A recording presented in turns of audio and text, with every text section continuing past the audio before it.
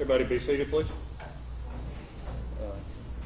All right, I've now been provided a defense exhibit list. The state's been provided with that, I assume. Not really. That's the point of it, is to give a copy to the state. She can take the copy on.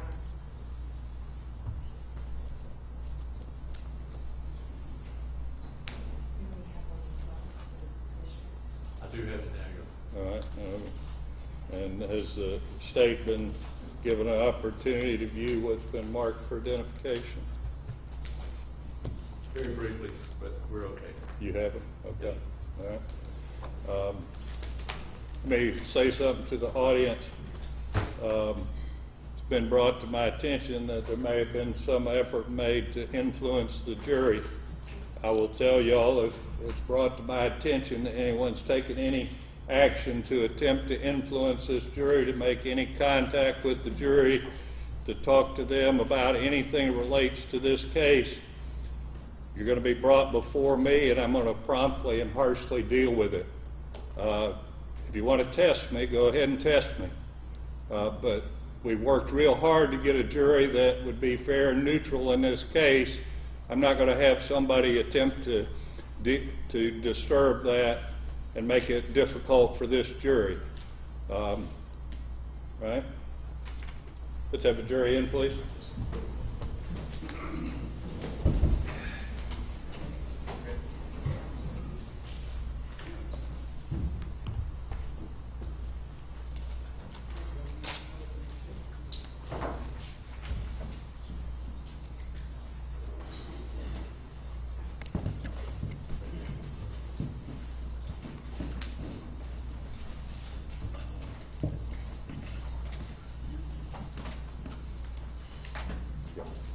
Don't have a seat when you come in. They're standing for you. Everybody be seated, please.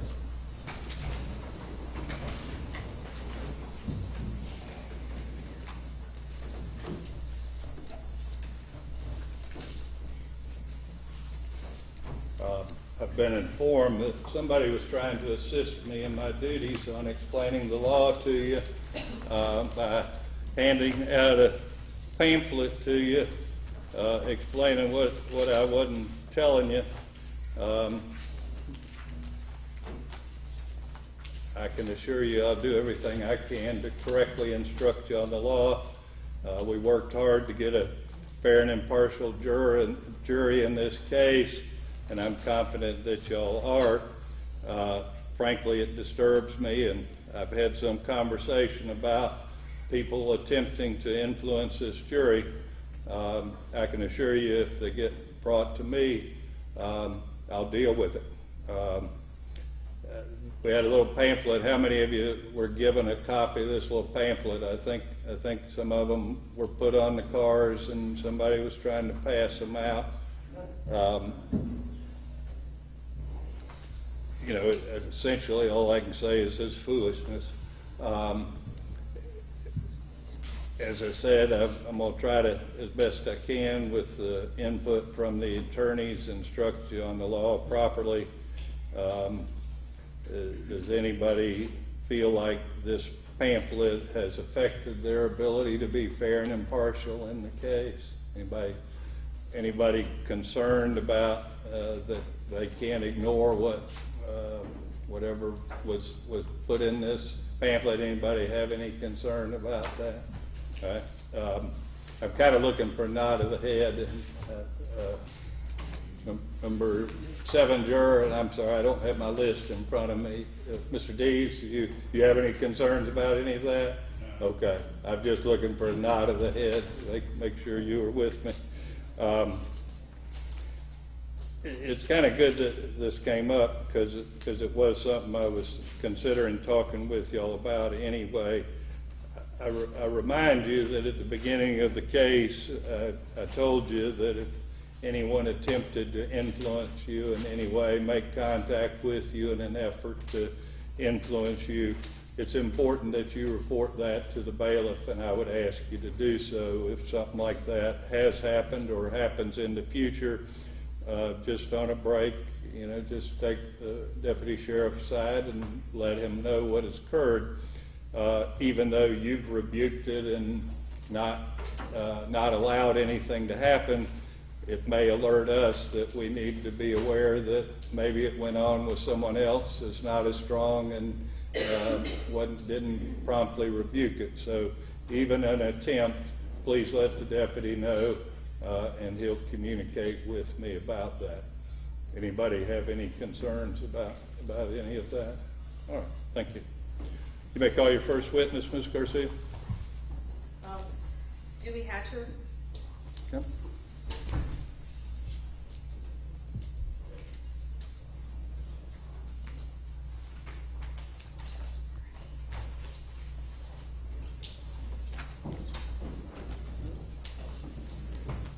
If you would face the clerk and be sworn, please, sir.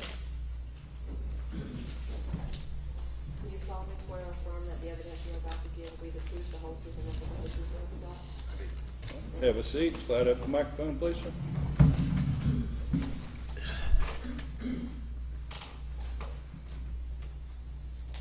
Good morning. Good morning.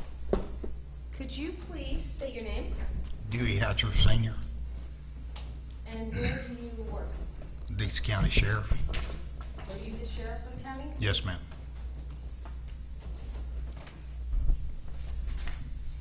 How long have you been the sheriff? 15 and a half years.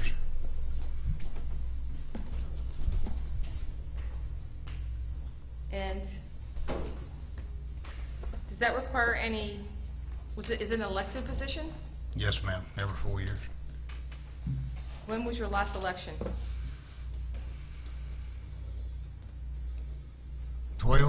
2011, 2012, let's see, this is 16. Yeah, it would have been in 2011, the actual election. I took office in 12 again for a new term. Do you have any special training in dealing with sovereign citizens? Very minimal. Have you ever had a situation with sovereign citizens in your county? Well, we had some, I don't know if they're considered sovereign citizens, we had some Pennac people to show up here one time to take pictures of things, and then we have this issue here, which I guess is closely related to the sovereign citizen movement. You're talking about this case here? I guess it is. I mean, that's... When's the first time that you heard the term in relation to this case, sovereign citizen? In referring to this case? Yes. Well, I really don't know. I just kind of thought to myself, you know, this is like a sovereign citizen issue to me. I mean, people trying to do things different than the normal way they're done. Do you know Mr. Trussell? Yes, ma'am. How do you know Mr. Trussell? Probably 3 or 4 years ago, he came by my office one day and introduced himself. And did he ever volunteer with the sheriff's office? He worked on the Citizens on Patrol for a while. Do you know how long? No, ma'am. Do you know when? Approximately, if you don't know exactly. It's been over a year ago, yes, ma'am. Over a year ago? Yeah. Or do you know how long did you say he It was, assisted? I would think it was a few months. I don't know. I don't remember how long, but I know he was on the Citizens on Patrol for a while. And how was he when he was on Citizens on Patrol? Was he helpful? I never had an issue with him at that time. Yeah. Did he help the sheriff's office in any other ways? Not that I know of, no, ma'am. Do you have any, do you recall if Mr. Trussell came to your office to report any crimes? Yeah, he came by one day and left me some papers there that he said was indictments he wanted me to look at. He said they were indictments, or is that what you thought they were, or you just didn't know what they were? Well, he gave them to me and wanted me to look at them and see if I would do anything with that. That's the way he put it. Okay, so he And brought so I told him, I said, well, I'll look at it. If there's anything illegal I can. I said, but no, we don't normally investigate public officials on crimes like this. Okay. I told him that the FDLE had the executive investigative branch Okay. out of Tallahassee that usually investigated anything pertaining to malfeasance of office or misconduct by a public official in office. So that's what Mr. Trussell was complaining about, was a public official misconduct? That's what the papers he left there. Yes, ma'am. Did he leave a message for you also to call him when he had dropped off the documents? I don't remember him leaving a message for me to call him. Do you know if he in fact left 2 messages for you to call him about these documents? I don't remember that, but I know he told me he was going to Tallahassee that day when he left my office. Now, who was at your office when he came with the papers? The ladies that work there, and I don't know who else. Was anybody with him, do you know? There was 1 or 2 guys with him, but I don't know who they are or were. And do you recall the conversation you had with Mr. Trussell at that time? Yeah. And did you inform him at that time that you couldn't investigate No, I public didn't say I officials? couldn't. I said we normally do not investigate public officials on crimes like this. So did you in fact forward the papers to the proper authorities for him? No. He had copies. He said he was taking papers to Tallahassee, is what he told me. So FDLE's in Tallahassee, aren't they? Well, yes, ma'am. So- There's an office in Tallahassee, one in Gainesville, one in several districts of the state. So is FDLE another, I guess, police enforcement division? Yeah, it's Florida Department of Law Enforcement. Are they above the sheriff or equal with the sheriff? What is the relationship between the sheriff's office and FDLE? They don't come here and do anything without working with me on it. I mean, we call them and ask them for assistance on different issues, like murders and things like that. Right. You know. How about the FBI? Do they have anything to do if someone files a complaint against a public official? They came here several years ago and done some work, but I was not involved in any of that. So, Okay. so I don't know. They investigated some of our elected officials, but I was not. I have no facts, no information on that. Did you forward these complaints to the FBI? No, ma'am. Did you have any conversations with anyone at FDLE about this case? I talked to Annie White, agent. She's an FDLE agent. Are you the initial person who spoke to FDLE, Annie White, or was that Major Hardin? I don't know when he spoke to him. I just know that day when Mr. Trussell left my office, I called Annie and told her he'd left some papers there with me, and then he was on his way to Tallahassee to go to I suppose the Capitol. And- I want to think that's where he said he was going. Do you know at that point who would have forwarded the papers to Annie, or were they forwarded to her? I don't know. I didn't. Have you ever had any trouble with Mr. Trussell in relation to the law? No, ma'am. Are you aware that Mr. Trussell's active as the head of the Tea Party in the local I knew he chair of the was. Tea Party? I didn't know if he still was. I knew at one time he was because he held some political forums, and the candidates could go out and speak, and he headed that up the last 2 elections, or maybe 3. Did you ever speak at any of his political forums when you were running Yes, for ma'am. election? All candidates could. So it was a fair and open forum for candidates to come present? Have you always known Mr. Trussell to be fair? He has with me. I've told you what I've told you so far is the extent of my dealings with him. Right. Do you know him personally at all, or are you a friend or anything? No, ma'am. I know who he is, but I just don't. I've never hung around him or anything like that. Did Mr. Trussell ever, when Mr. Trussell came to your office with that complaint, the papers, which I guess are in Exhibit 1 and 2 for the state, did he tell you, I'm coming as the statutory grand jury foreman with these documents, or did he come as an individual and say, here's some complaints we have? He just came to my office and asked me would I look at those papers. It was a friendly conversation. Were you at the courthouse on August 14th, 2014? I know. What happened that day, I can tell you that. Was there a meeting that day here at the courthouse? Oh, I don't know. I don't know. Right. Do you have anything to do with the Dixie County statutory grand jury at all? No, ma'am. Do your sheriffs act as bailiffs or help the court? Oh, yeah, they do that. Were you involved at all with any, I guess, security for the best use of it, to have any security with any of the statutory grand jury meetings personally? With any what? Did you act as the sheriff, as the bailiff for any grand jury meetings? You Yeah, personally? whatever my bailiffs normally do when the grand jury convenes, yes, they were present. Were you ever But present? not myself, no.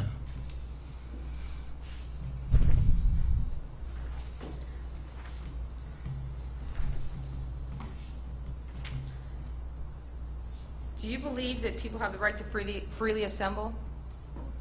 Yes, ma'am. And do you Peacefully. Do you believe people can call themselves or designate whatever name they would like to for their group if they get together? Yes, ma'am. And are people allowed to hand deliver complaints to the sheriff's office to investigate? Well, they can, but is it legitimate? Is it,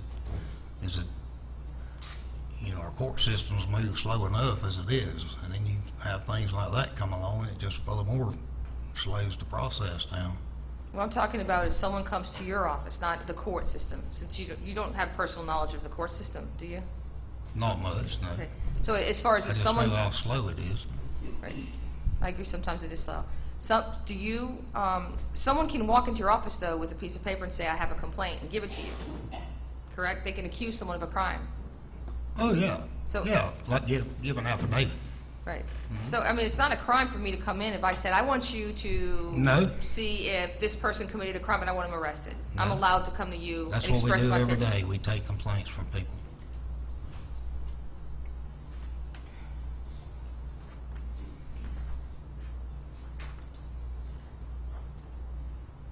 Okay, if I can have one moment.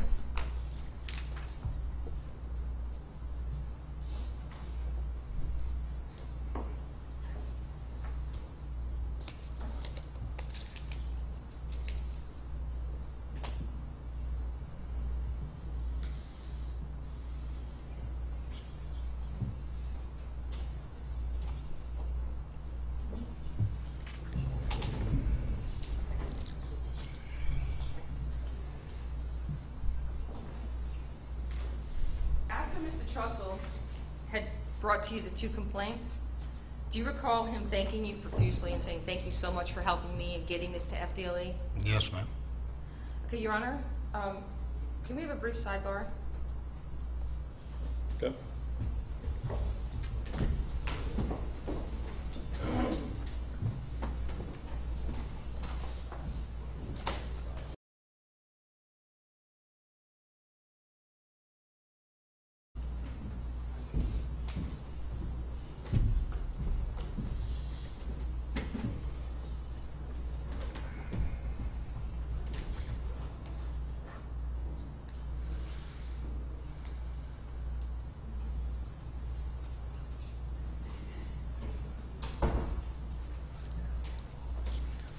Any further questions, Ms. Garcia? Yes, Your Honor.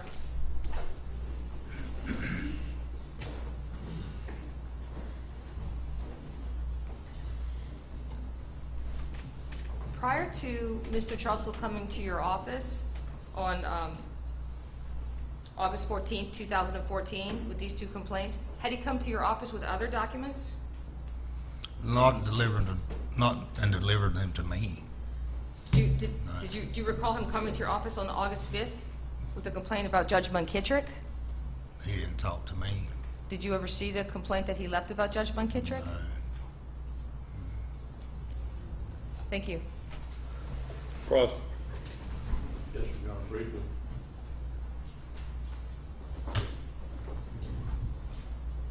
Sheriff, police court, do you recall an incident where the clerk, Dana Johnson, turned over some papers to your major, Scott Harden?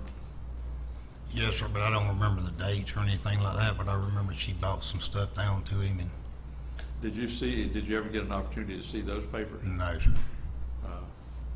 Well, did the papers that he brought to her, was it at about the same time that those papers were also delivered by the clerk? Do you think they're the same, I guess is my question. I would Also suppose, regulation. Overruled. I would suppose they were. I didn't look at the papers that the clerk brought to the major, but it was long during the same time period. So all of it, and if the time that this happened was in August of 2014, does that make sense to you, sir? Yes, sir. I don't remember the dates, but I mean, it's on the papers themselves. But he just gave the papers, and then you didn't investigate it, did you? No, sir. And you sent him. You didn't deny him an investigation. No, sir. I told him about the executive investigative branch of FDLE. So you met his needs, did you not? Well, I felt like I did. Okay. You didn't ignore his complaint. No. Okay. Do you And know? he felt like I did because he put a thank you letter in our little local paper, so he was satisfied with what he got from me, I assume. Objection, that's not within his personal knowledge, it's speculation, and I move to strike. Overruled. So he thanked you publicly thanked you Yes, for sir. meeting his needs. Yes, sir. Okay.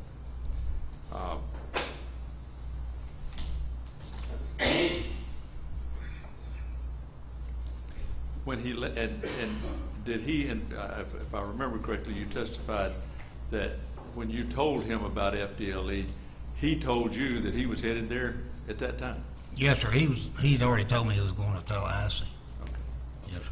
I have no question. All right, redirect. No, Your Honor. Any juror have a question of this witness?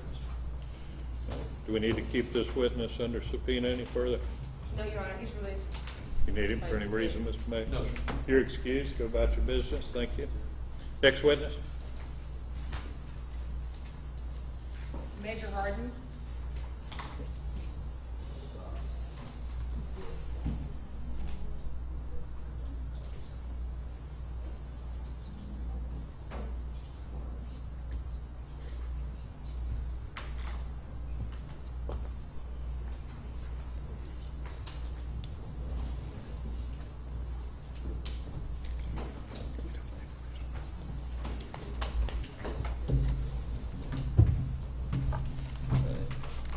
Just for the record, would you state your name again, please, sir? Scott Harden. And you remain under oath, Major Harding? Yes, sir. All right, you may proceed, Ms. Garcia. Thank you, Your Honor. Good morning. Good morning.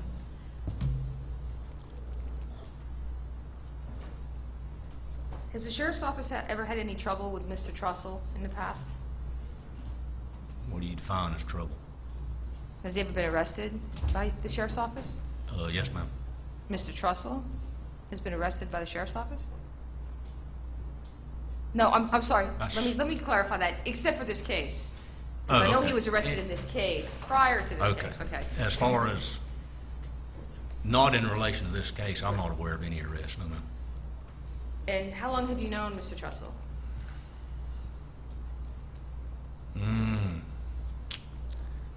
Whatever election cycle it was when I was telling you about the, when he acted as a moderator at that public speaking or forum.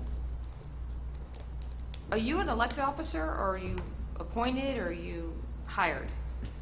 Hired? So you don't run for office? No, ma'am.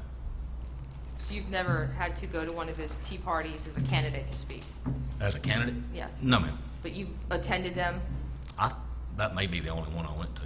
Was that the one you went to support Chief Hatcher? Sheriff Hatcher? Sheriff Hatcher? Yes, ma'am. I mean, well, yeah, I mean, that's why I was there. Now, I have a question about, were you at a city council meeting where there were people complaining about Mr. Trussell's arrest? Were you present at that council meeting? I don't think I've ever been to a city council meeting.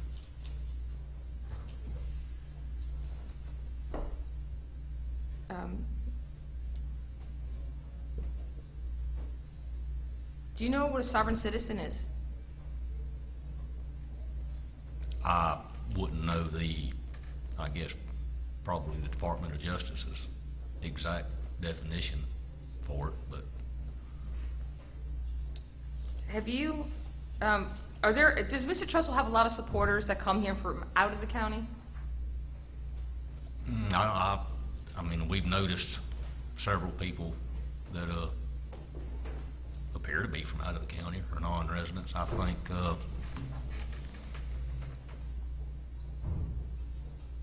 after one of the county commission meetings one time, there was some guy that I talked to that was from Milton or Pace, Florida, somewhere out in the Panhandle, around Santa Rosa County, it seemed like. Have you ever expressed concern to anyone that you were more worried about Mr. Trussell's, the people that you believe were his followers, than Mr. Trussell himself? I probably have, yes, ma'am. You talking about as a physical threat? Just as far as you were concerned, that there were so many people that were concerned about Mr. Trussell? Yeah, when we were like discussing threat assessments, Yes. you know, as far as maybe high risk type things, you mentioned city council, and I stated I'd never been to a city council meeting. I think what you're referring to is a county commission meeting. Okay. So do you recall a county commission meeting that you were at that there was numerous people from out of the county supporting Mr. Trussell? I don't know how many were from out of the county. There was one individual that the chairman, I'm not sure if he actually asked for him to be removed or told one of the other deputies he was going to ask for him to be removed. But other than that, you know, the meeting went on and everybody left. Have you, do you recall your deposition back in December 29th, 2015? I recall that it was long, yes, ma'am. Do you remember talking about your assessment of Mr. Trussell or any of the people coming from out of the county? Yeah, that may be what we were just talking about.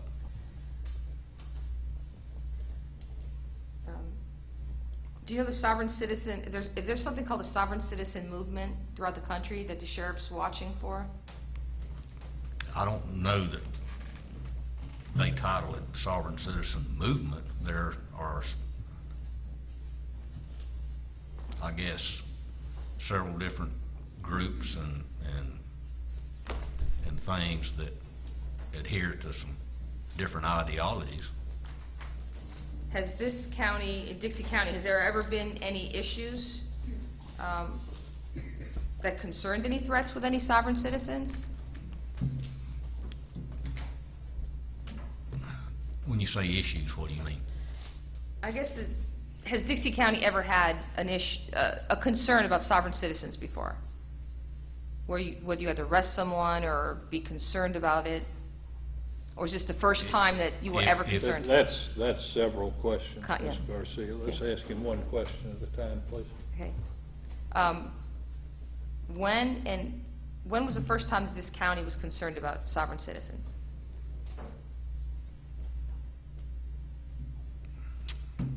Well, I mentioned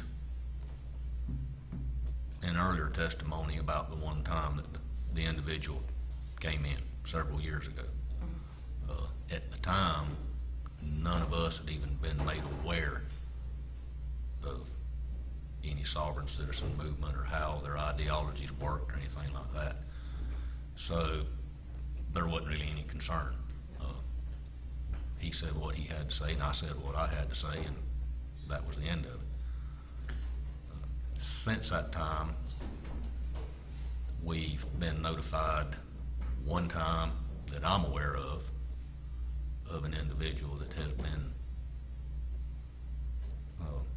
linked or affiliated with one of these groups, and we were notified just for intelligence purposes in case we had to encounter them or deal with them, you know.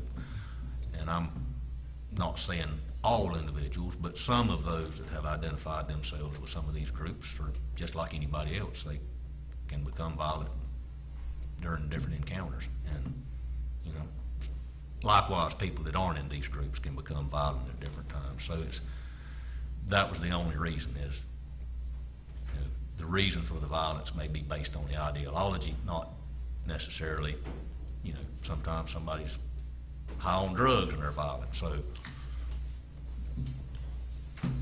that makes sense. Was that the individual you're talking about originally, he was filing fraudulent liens or something? Or liens against public officials, I think? No, he basically came in and presented me with something that said his land was sovereign land, and he basically we didn't govern him, and, you know, and all that kind of stuff. And like I said, that's when I told him, as long as your land is in Dixie County, Right. we're was this- going to respond if there's a complaint, and we're going to enforce the law of the state of Florida, not your law. And was the second one anything to do with violence? We never encountered him.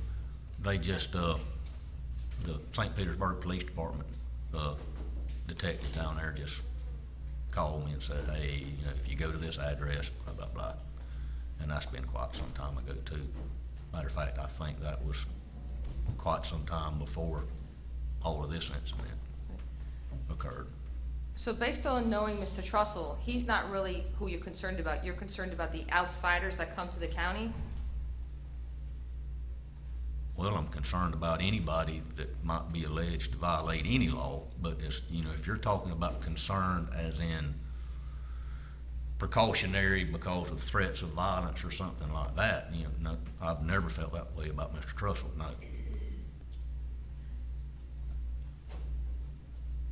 Do you, were you present when Mr. Trussell came to the sheriff's office and delivered his complaints against Siegmeister and the other people, the school board? The two documents that are at issue here. Were you at the office that day? I think Mr. Trussell's been in the office more than once, so if that would be the day that he gave Sheriff Hatcher some documents or something, I mean, I might very well have been. So Mr. Trussell had come to the office prior to August 14th with other complaints, correct? I don't know complaints, you know, quite possibly he may have stopped in over the years and just spoken or said hi to the sheriff or something. I'm not sure. I mean, I remember seeing Mr. Trussell around and speaking to him, and even before this. Right, have you ever seen the complaint that Mr. Trussell had concerning, okay? Okay. Have you ever seen a complaint that Mr. Trussell had concerning Judge McKittrick? August 4th letter, 2014? I might have. I don't know. There were several different documents that I looked at and that I saw that I forwarded to FDLE, so that very well, there was something I remember one time that had her name on it. Do you think that's the first document that you forwarded to FDLE? You'd have to ask the agent that worked the case out. I'm not sure in what order they got them from me. Do you recall any letters from Mr. Trussell dated August 11th or August 12th or August 14th that were also forwarded to FDLE? I couldn't remember the dates on the documents. But you forwarded more than one time different documents from Mr. Trussell to FDLE? Yes, ma'am. And was any action taken on any of these documents that you know of? By our- FDLE or by your office? Yes, other than me just forwarding them, I don't know of any action that was taken on by our staff. You know, FDLE took action because we're here today, but yeah, I don't know of any other. I don't know what actions you're talking about. Right. They investigated the documents that I sent them. Did the sheriff's office here have any active involvement in any investigation in relation to Mr. Trussell's complaints? No, ma'am. You're talking about interviews, whatever. I was the mail courier. I delivered items from point A to point B. So there was no interviews with any victims, at all, correct? No, ma'am. And no interviews with any, Not an object, leading question. Sustained. Your Honor, so I request to consider the witness an adversary witness, Your Honor. I deny that request. I'm sorry? I deny that request. Okay. So let me just make sure I got it right. The sheriff's office did no investigation whatsoever. You simply forwarded it to FDLE, correct? Again, Okay, I'm sorry. that's a leading question. Sustained. Did the sheriff's office take any action other than forwarding the complaints to FDLE? Yes, ma'am. What actions did the sheriff's office take in relation to Mr. Trussell's complaints? We arrested him. Okay. Other than that, were there any other actions taken? Not that I'm aware of. Do you know if Sheriff Hatcher took any actions at all in relation to Mr. Trussell and these complaints, other than speaking to Mr. Trussell? Not that I'm aware of. Were you present at any of the meetings or conversations that Mr. Trussell had with Sheriff Hatcher? And like I said, I may have been in the office on one of the days that he came in and talked to him. And if I'm not mistaken, there may have been another gentleman with him when they came. And but as far as being present and overhearing any of those conversations, I never did. Do you know why there was no arrest or prosecution based on the other documents that Mr. Trussell brought to the sheriff's office?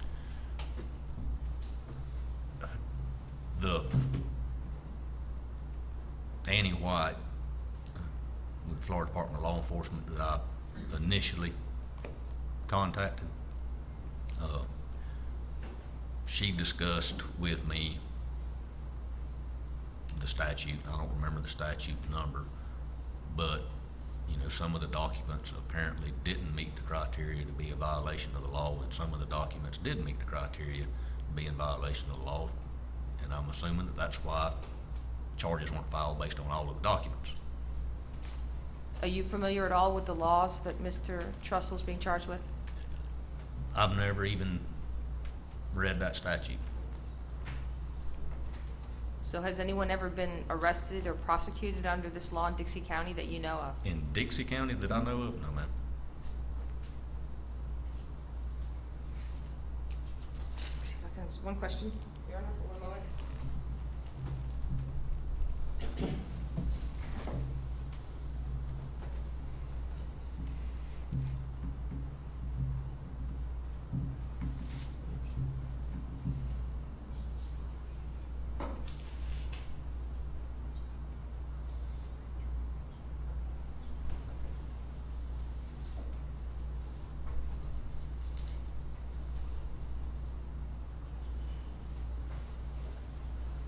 Does the sheriff's office have anything to do with the Dixie County statutory grand jury that you know of, except for the bailiffs? You know, the bailiffs.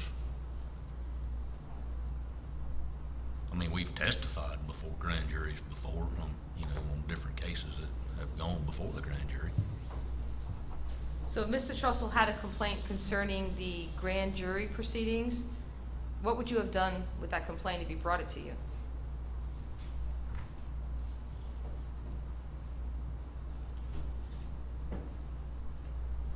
What kind of complaint? Like, for instance, if he had a complaint about Judge McKittrick not forwarding the letter or not handling the grand jury conflict as a court, would you have anything to do with that? Your Honor, I would, again, I don't, one, that's not relevant, and two, it's like a hypothetical question about an event that never occurred.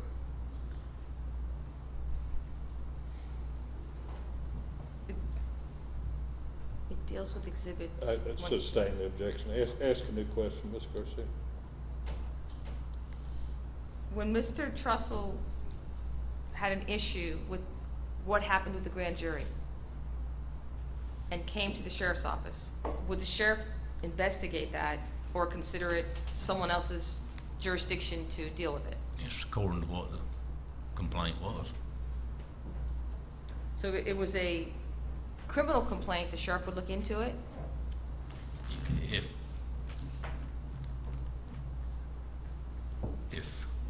somebody complained to me about a procedural or some violation that may have occurred during a grand jury proceeding or whatever, I would more than likely refer them to the state attorney and the chief judge. If they came to me because somebody threatened the other one, then, you know, I would, knowing the basics of elements of assault or whatever, I'd probably have somebody take their complaint, and then we would go from there, and we would still go to the state's attorney with it for the handling of that. It's been my understanding that in all the grand juries I've been at, they instruct us that what takes place in there stays in there. So.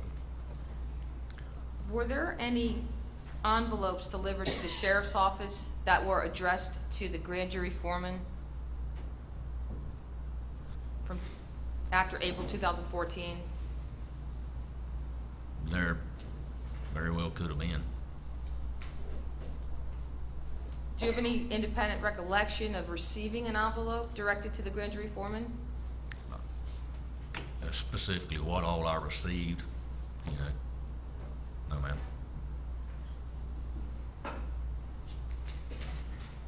Who would be the one in your office that would have received a hand delivery if someone hand delivered an envelope directed to the grand jury foreman?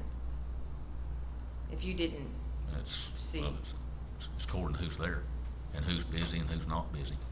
You know, if you got 4 of us in there and 4 of us are on the phone and a deputy standing at the counter, he might receive it, give it to whoever's it needs to be dispersed to. Do you have any recollection at all about any letters addressed to the grand jury foreman? Not that I recall. I'm not saying that there wasn't, but I just don't recall any. Did Mrs. Johnson bring you a copy of the August 14th, 2015 documents that were that are in evidence as Exhibit 1 and Exhibit 2, the true bills? Yes, ma'am. And when Ms. Johnson brought it to you, based on your conversation with her, is that why you called FDLE? I don't think those were the first documents, because that's after the first documents, and like I said, the conversation that I had with Agent White, you know, about this statute and some of the activities of different groups around the country, and the reason that this statute was created. And so I was like, okay, and then that's when she told me if I got any more, Right. to forward them. And that's what I did, and then at some point in time, these true bill documents came through, and I forwarded those, and we're here today. So you had been forwarding documents prior to this. This is not what had you start calling or forwarding to FDLE. These true bills were not the first. Okay. Now, I don't know if they were the second, the third, Gotcha. or if they were the 5th and the 6th. Okay. You know, I don't remember, and that would be something for the agent investigator. Thank you. Yes, ma'am. Cross. I don't have any questions, sir. Any juror have a question of this witness? Write your question down, please, ma'am. Deputy, if you'd collect your question after it's written, then we'll go sidebar. We'll go to sidebar.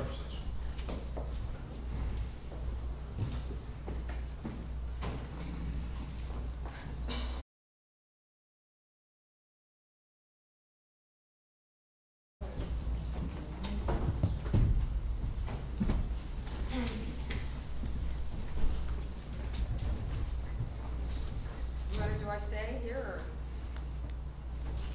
or? This is a question from the jury, and according to the juror, and I'm not commenting one way or another, but the juror indicated that you had referenced something about the reason that this statute was created, and the question was, what was that reason? if you have a recollection of that. Groups affiliated with some of the sovereign movement and different individuals within those groups have basically filed false legal documents and false liens. And one of the incidences that led, I think, the way she explained it to me, that led to the statute in Florida was a Leon County deputy. He and his wife were in the process of selling their house and purchasing a new house, and during that closing found out that there was a multi-million-dollar lien filed against him in the court, which had filed up his credit. That was a fraudulent lien filed by a member of one of these groups, and it basically shut down, you know, his personal life until all of this had been created, and that had been some of the tactics used by these groups against state attorneys and judges and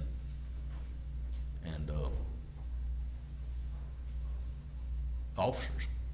And I think also that this incident might have been in Leon County, but one of the groups had followed a judge after some court proceeding and ended up photographing and uploading pictures of their home and all that stuff to their website.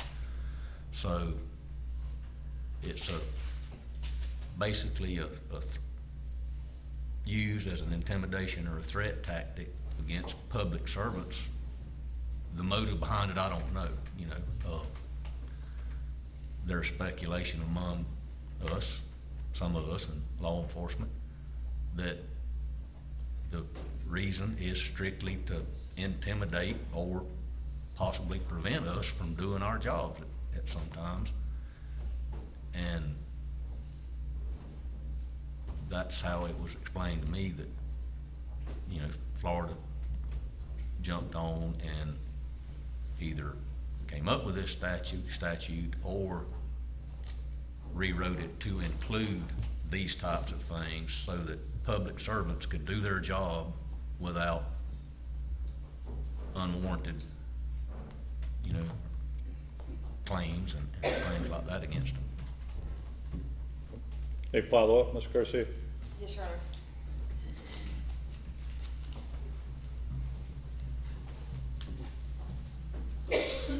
When you're talking about the fraudulent lien statute, is that in chapter 817 of the Florida statute? That's like I said earlier, I don't even remember the statute number and haven't even read the entire statute that we're here about today. The one we're here about today is 8430855, and I believe he just Okay. indicated he's not read these statutes. Right. He's not familiar with Okay. the numbers. Do you have another Okay. question, Ms. Garcia? yes, have you ever read this, the Senate intent on the current statute? The one that he's been prosecuted under? Not that I know of. If I had, it didn't say Senate intent. And you also talked about how it was to stop, you know, intimidation and preventing you from doing your job, right? It's protecting you as an official. That's basically how it's explained to us, yes, ma'am.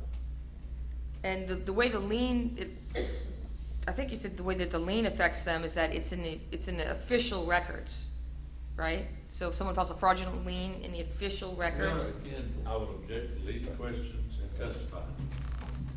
I sustain the objection. I think we need to put in context, as I understand it, what he's saying is I'm relating a conversation with another person.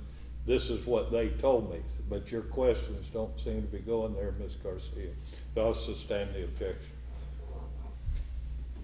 Based on your conversation, if there is a lien in the official record, it could affect someone's property?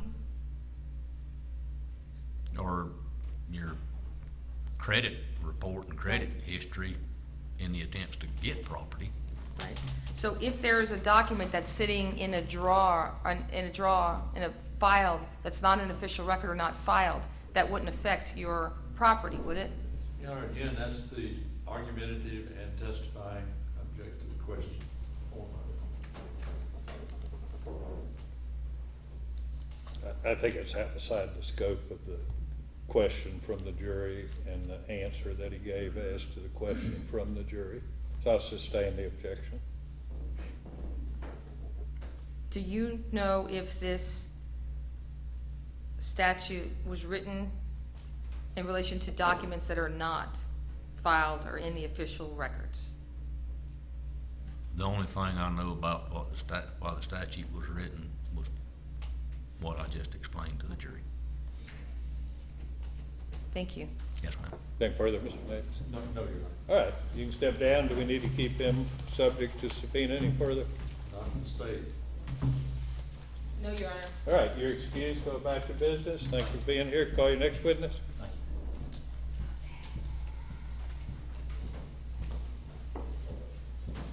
Y'all need a break? You can do one more. And if somebody does, you raise your hand. We won't shame. All right. Your next witness?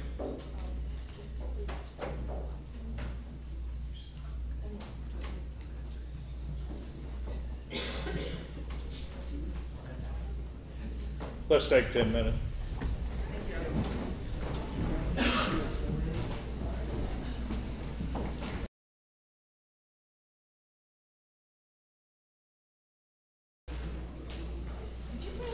Court come to order, all rise. Subject court is back in session. Be seated, please. Stand for jury, please. Call your next witness, Ms. Garcia. Donna K. Jones. All right. The idea, Ms. Garcia, is you have the witness in the courtroom when we start back. That's why I handed out those trial procedures. We don't need to come into the court and then start looking for a witness. Have them in the courtroom when we start. Have them in the courtroom when we start. That would waste time going finding them.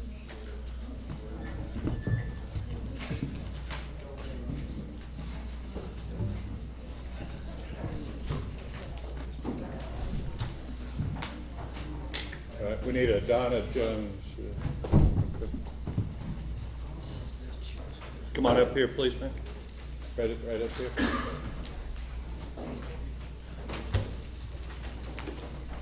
If you face the clerk and be sworn, please. Do you solemnly swear affirm the evidence you're about to give be the truth, the whole truth, and nothing but the truth, so help you God? Have a seat. Slide up the microphone, please, ma'am.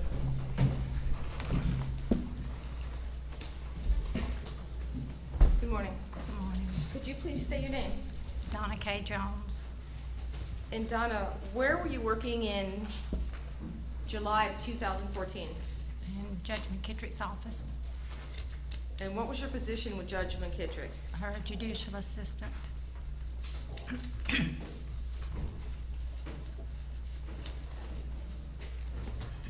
Do you know Mr. Trussell, or could you recognize Mr. Trussell if you saw him? Yes, ma'am. Do you know Mr. Trussell personally? No, ma'am.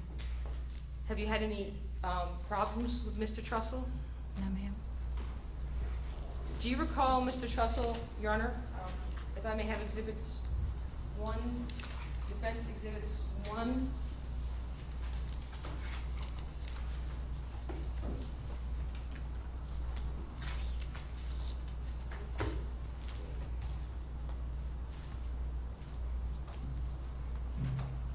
One, 2, and 3?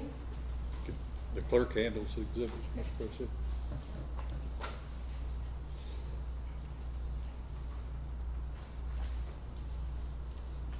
May I approach, Your Honor? You may. Okay, I'm going to hand you 3 exhibits. The exhibit on the top is exhibit number 3, which is a 7-page letter to Judge McKittrick dated August 4th, 2014. Have you ever seen this letter before?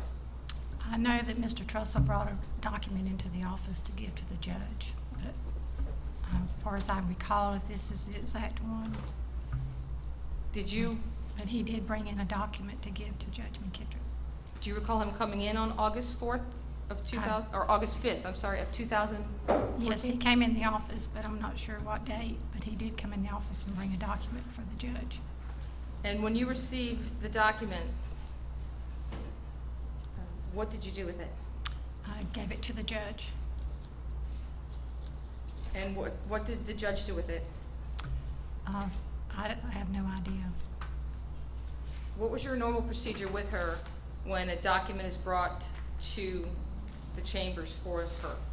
I would give it to the judge for her to review. But after that, unless she told me something to do, I had nothing to do with it. What was her shredding procedure? She just usually, shredded her stuff on her own. I'm sorry? I guess I'm sorry. She did her shredding her own. I didn't. So, did she order you to shred this document? I didn't. Do you know if she shred this document? I don't know. Do you know if she ever read the August 4th, 2014 I letter? know that I gave her the document, but And if you took the time to look through the document, would you recognize it? well, that's been 2.5 years ago, so to tell you the truth, I don't know if this was the right one, but I'm assuming it is. Could you just take a moment and look through to see if you recognize the document? Like I say, I'm sorry, I don't remember if this was the exact same document. Do you remember having a conversation with Judge McKittrick about Mr. Trussell delivering a document to her office? I just, usually if people brought stuff into the office, I would tell them that this was brought in for her review and give the judge the document. Were you aware at that time, August 4th, 2014, that Mr. Trussell was the grand jury foreman? Yes, ma'am. Did I Mr. knew. Trussell inform you when he brought the document, he was bringing it to her as the grand jury foreman? Yes, ma'am. Did you tell, or did you inform Judge McKittrick in any way that the document that was brought to her related to the grand jury versus a court case? I probably told her that Mr. Trussell brought this document in. Is probably what I told her. Do you recall? I can't remember the exact words. Do you recall having a conversation with Mr. Trussell at that time about this complaint that he had concerning the grand jury? Well, as far as I remember is that he just brought it in and told me to give it to the judge. Do you have any idea of what the judge did in response to the grand jury foreman's complaint when he brought it to her? But she's already indicated she doesn't know what Okay. she did with the document. Do you Anything know? else, Ms. Garcia? Do you know if Judge McKittrick did anything to assist the grand jury foreman when he brought in the complaint to her? No, ma'am. Did you have any conversations with anyone at all concerning Mr. Trussell's complaint at that time? No, ma'am. Do you have any knowledge at all about the grand jury situation that happened on that particular impanelment from July 2014? I can rephrase. Do you have any personal knowledge of the ongoings of the grand jury during that time frame? And no, ma'am, because you stayed in the office. I never went to court. Do you know? Okay.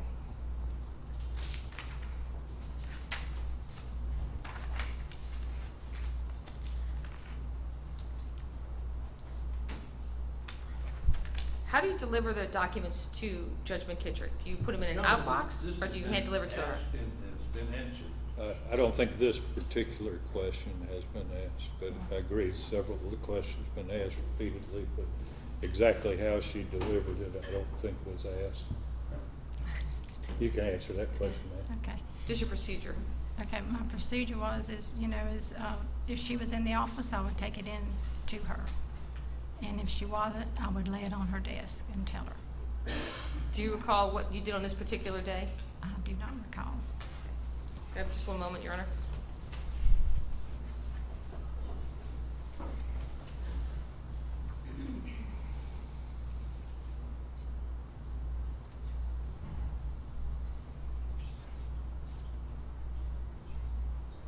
Okay.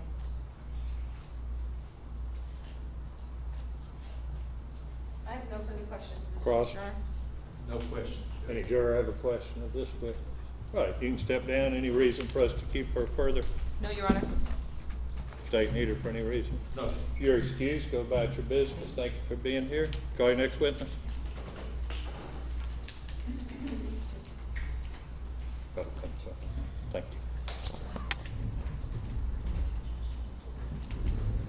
Joshua Quigley.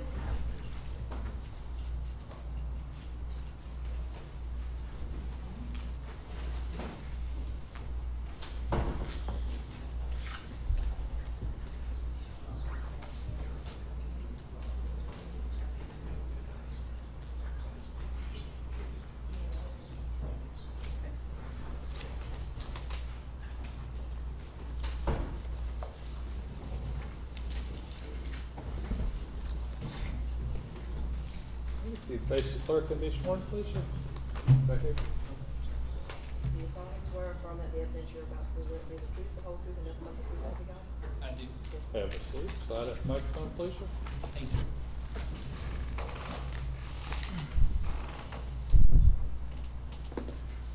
Good morning. Good morning. Can you please tell us your name? Joshua Edward Quigley, last name spelled Quigley.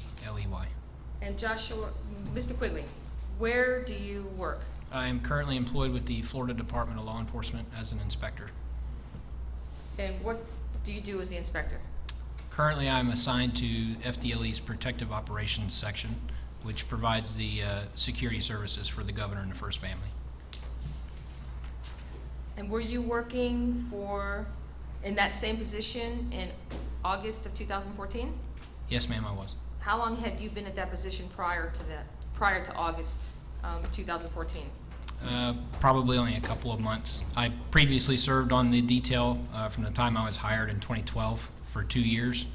In January of 2014, I transferred to another section and then transferred back at some time thereafter, about a year later. So how long have you been employed with FDLE? Roughly 4.5 years. Do you know Mr. Trussell? Yes, ma'am. I've seen a photo of him before. I've never personally met him, though. Did you ever meet, so you never met Mr., well, strike that. Let's go to August 18th of 2014. Do you recall a telephone call that was placed to Mr. Trussell by FDLE? Yes, ma'am, I do. And what was your role in that phone call? I was contacted by Special Agent Frank Linton, also with FDLE.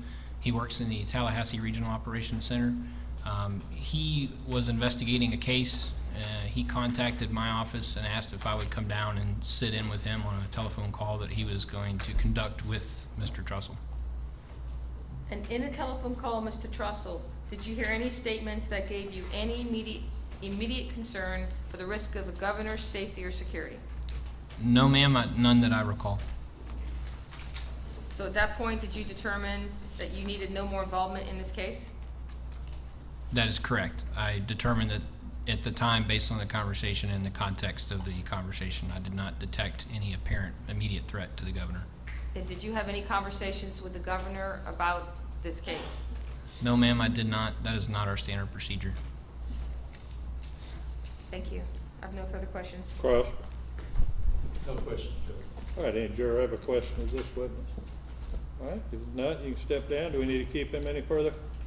No, Your Honor. All right, you're excused. Thank you for being here. Thank you, Your Honor. Call your next witness.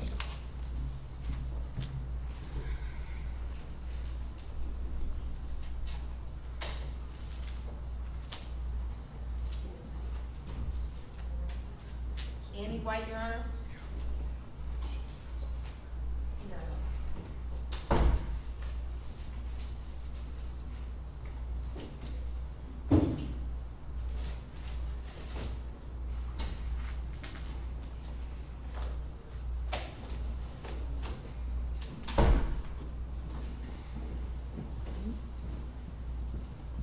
If you face the clerk and be sworn, please, ma'am. Do you solemnly swear or affirm that the evidence you're about to present will be the truth, the whole truth, and nothing but the truth, so help you God? Yes, ma'am.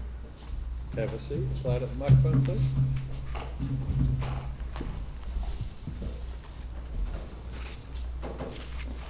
Good morning. Good morning. Could you please tell us your name? Annie White. And Annie, Mrs. White, where do you work? I'm sorry. Ms. White, where do you work? Florida Department of Law Enforcement. And how long have you worked there? Over 10 years.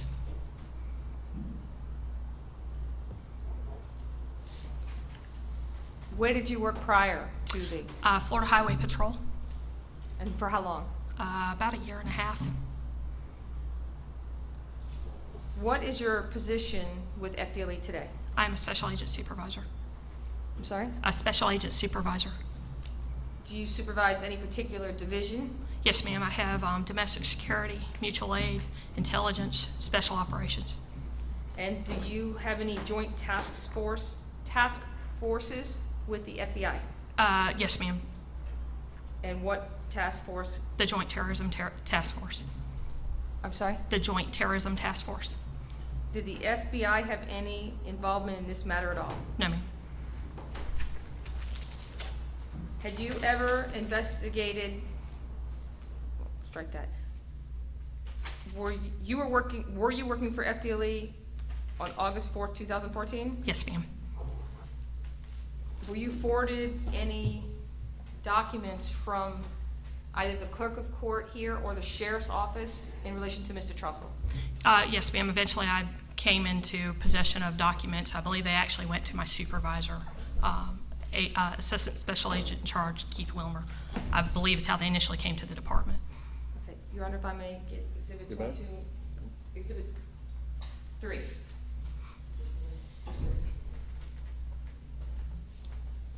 May I approach? Thank you. I'd like to show you what is Exhibit 3 in evidence, no, I'm sorry, for identification.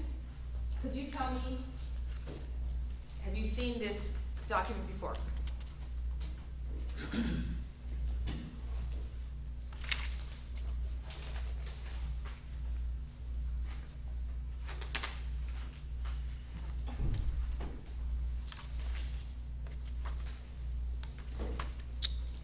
It looks familiar.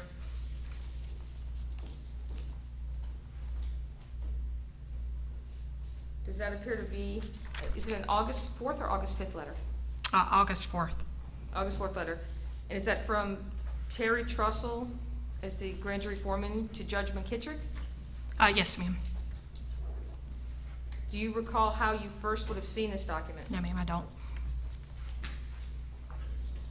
Do you recall if any investigation was done by FDLE in relation to that document?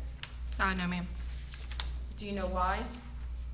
I'm not sure I understand the question. What part of the document would you want us to investigate? The grand jury foreman's complaint to Judge McKittrick about what happened in the grand jury room concerning Jeffrey Siegmeister.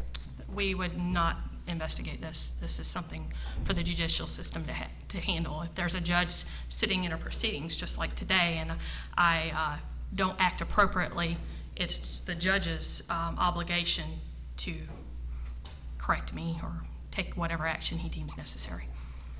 When you received the document, did y'all, as FDLE, make any determinations as to Mr. Trussell being a sovereign citizen? No, ma'am. I've never called Mr. Trussell a sovereign citizen.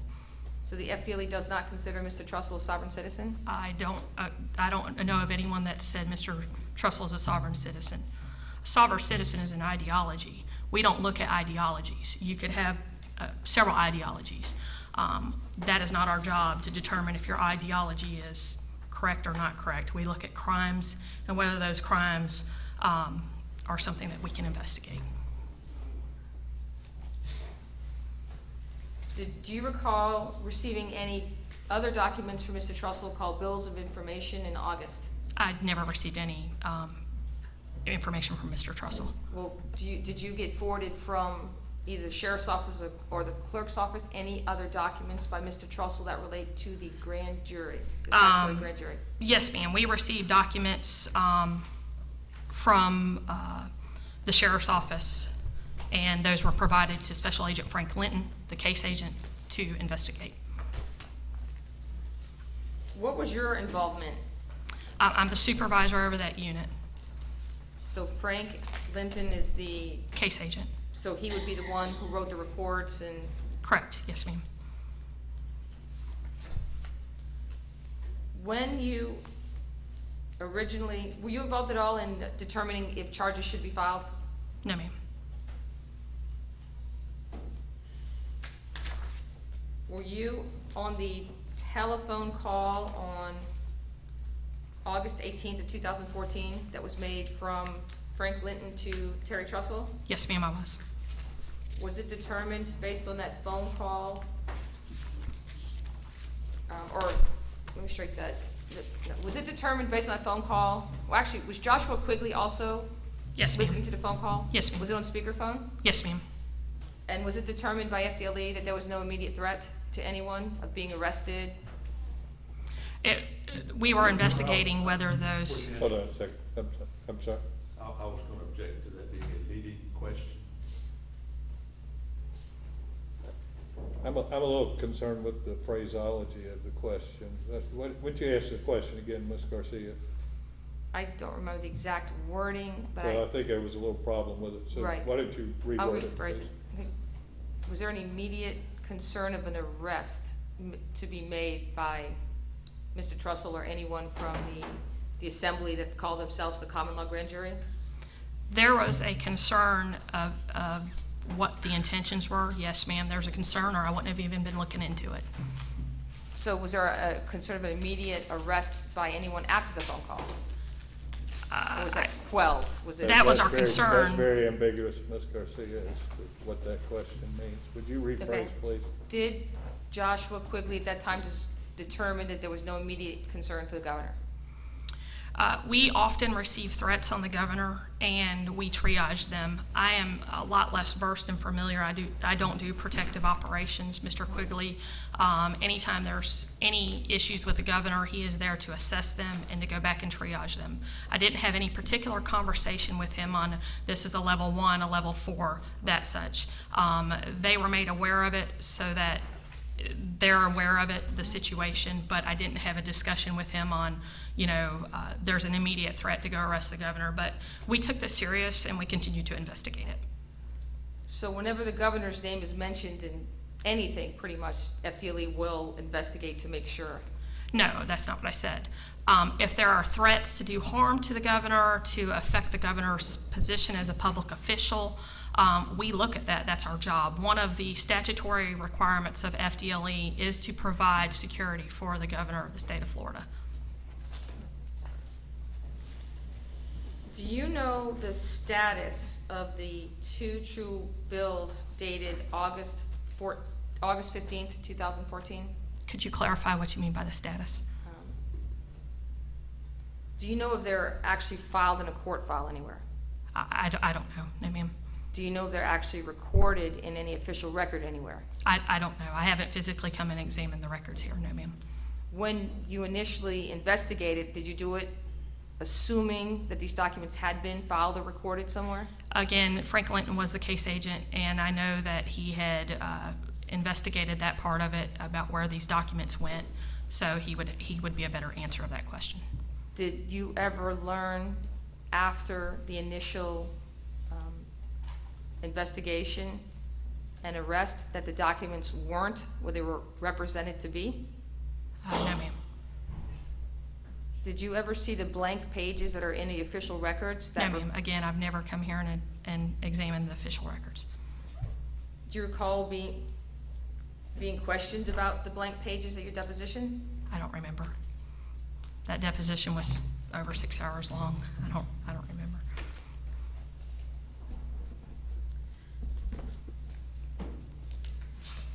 In this particular case, FDLE, does FDLE determine probable cause and then take it to a judge to determine?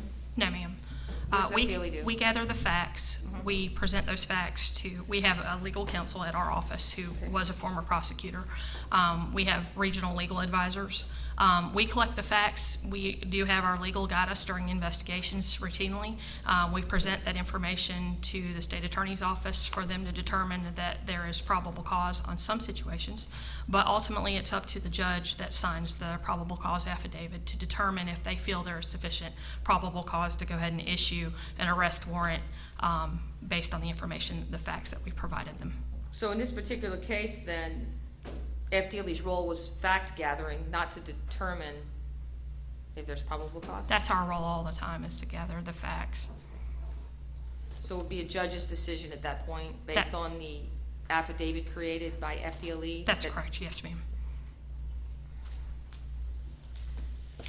In your knowledge of this particular law, 8430855, at what point do you determine a document is a crime in a timeline? I have a statute that I read and try to understand as best as I can. I'm not an attorney. So I would gather the facts and let the state attorney's office or my regional legal advisor take a look at it.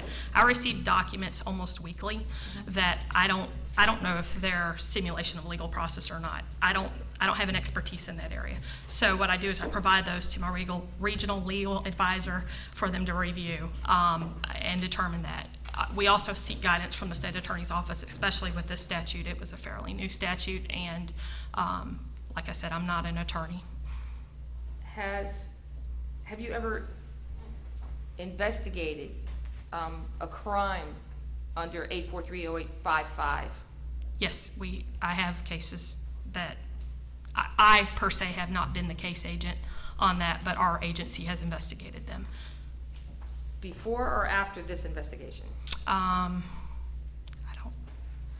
don't know if they were before. I believe we had some before. I don't remember any specific ones. But I was already aware a little bit about the statute just from other cases that we had and under the old, some of the old statutes where people were putting liens on people and putting liens on their property.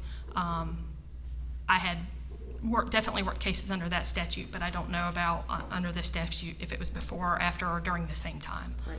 Is the lien statute you're referring to in Chapter 817? I'm not sure.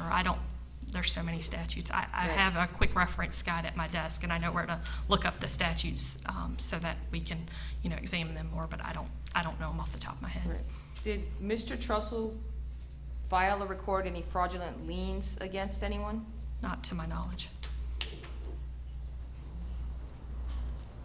In your opinion, does a document become a legal process if it's filed or recorded? I'm not sure. I'm not sure. That would call for a legal conclusion, and that's the question of fact.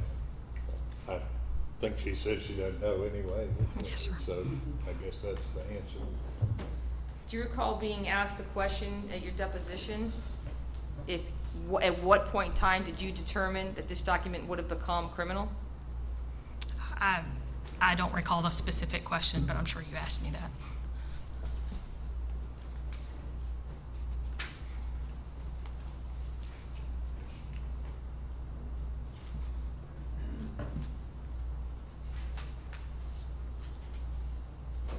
Was there an in-person meeting in Tallahassee in relation to this case after the initial phone call? But you need to, that's pretty ambiguous, Okay. Ms. Garcia. I'm sure there were many meetings, but what kind of meeting are you talking about? Okay.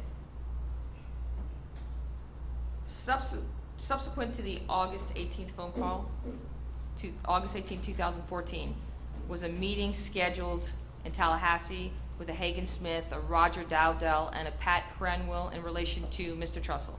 Yes, Mr. Trussell said that they'd be willing to speak with me and that they were en route to Tallahassee, and I provided my phone number so that they could contact me so that we could speak with them. So as a result of that phone call, or did you make the phone call to Mr. Hagan Smith?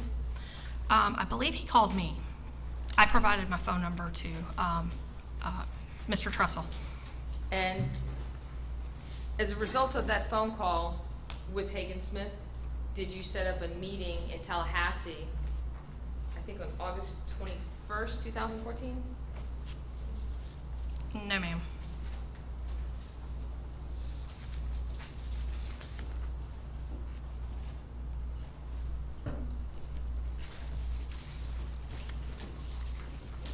Do you recall what date the meeting was? August 18th. Okay, thank you. Yes, ma'am. Okay, so on August 18th of 2014, was Mr. Trussell present at that meeting? No, ma'am. And Mr. Smith, Mr. Dowdell, and Mr. Cranwell were already heading to the Capitol. So I didn't actually set up the meeting. They were already en route to the Capitol and agreed to meet with us there to speak with us at the direction of Mr. Trussell. At that meeting, were there discussions concerning the contents of the true bills as far as what the actual complaints were alleged in the true bills? I don't understand your question, I'm sorry. At the meeting, did you discuss the two true bills with Hagan, Dowdell, and Cranwell? Yes, I believe we did. And did Hagan, Dowdell, and Cranwell discuss with you the contents of these true bills? I don't know what you mean by the content, but we talked about a lot of things. They brought several hardbound books, jury instructions, several things. They talked about Common Core, and that was part of the reason. Your Honor, could I object in the middle of the question I'm going to answer? All of this is hearsay. Sustain the hearsay objection. Move on, Ms. Garcia. Were there discussions That's concerned? hearsay, Ms. Garcia, before you start. It's, the discussions are hearsay. I'm So so- go to something else. Did FDLE at that point lead Hagan, Smith, Dowdell, and Cranwell to believe that you were investigating the contents of the true bills? I don't know if you say lead. I don't know what they perceived from our conversation. We explained to Mr. Trussell what we were looking into, and when I actually started reading the true bill, he was able to say, oh, that one, and there's another one. So over the phone, he acknowledged there's that one and there's another one, Right. and he actually said the reason he wanted me to meet with them was because he was going to do another filing. I don't know what he told them before our meeting, but they knew why we were there, and they were openly discussing several things. Again, the Common Core, their concern. Sustain objection as to what was said. I think the right. question was, I guess the question is, did you attempt to mislead these people into No, ma'am. believing you were investigating something that you were not? No, ma'am.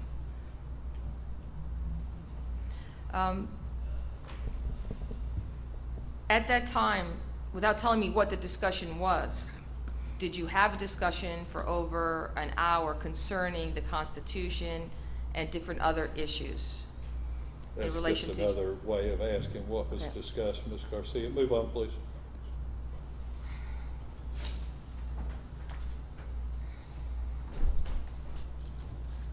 After that meeting on August 18th, was Mr. Trussell at that meeting? No, ma'am.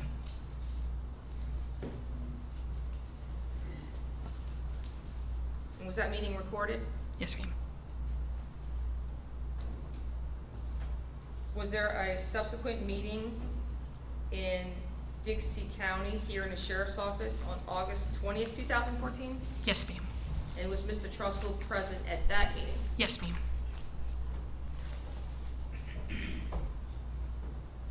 At what point in that meeting on August 20th of 2014 was Mr. Trussell informed that he was the target of an investigation?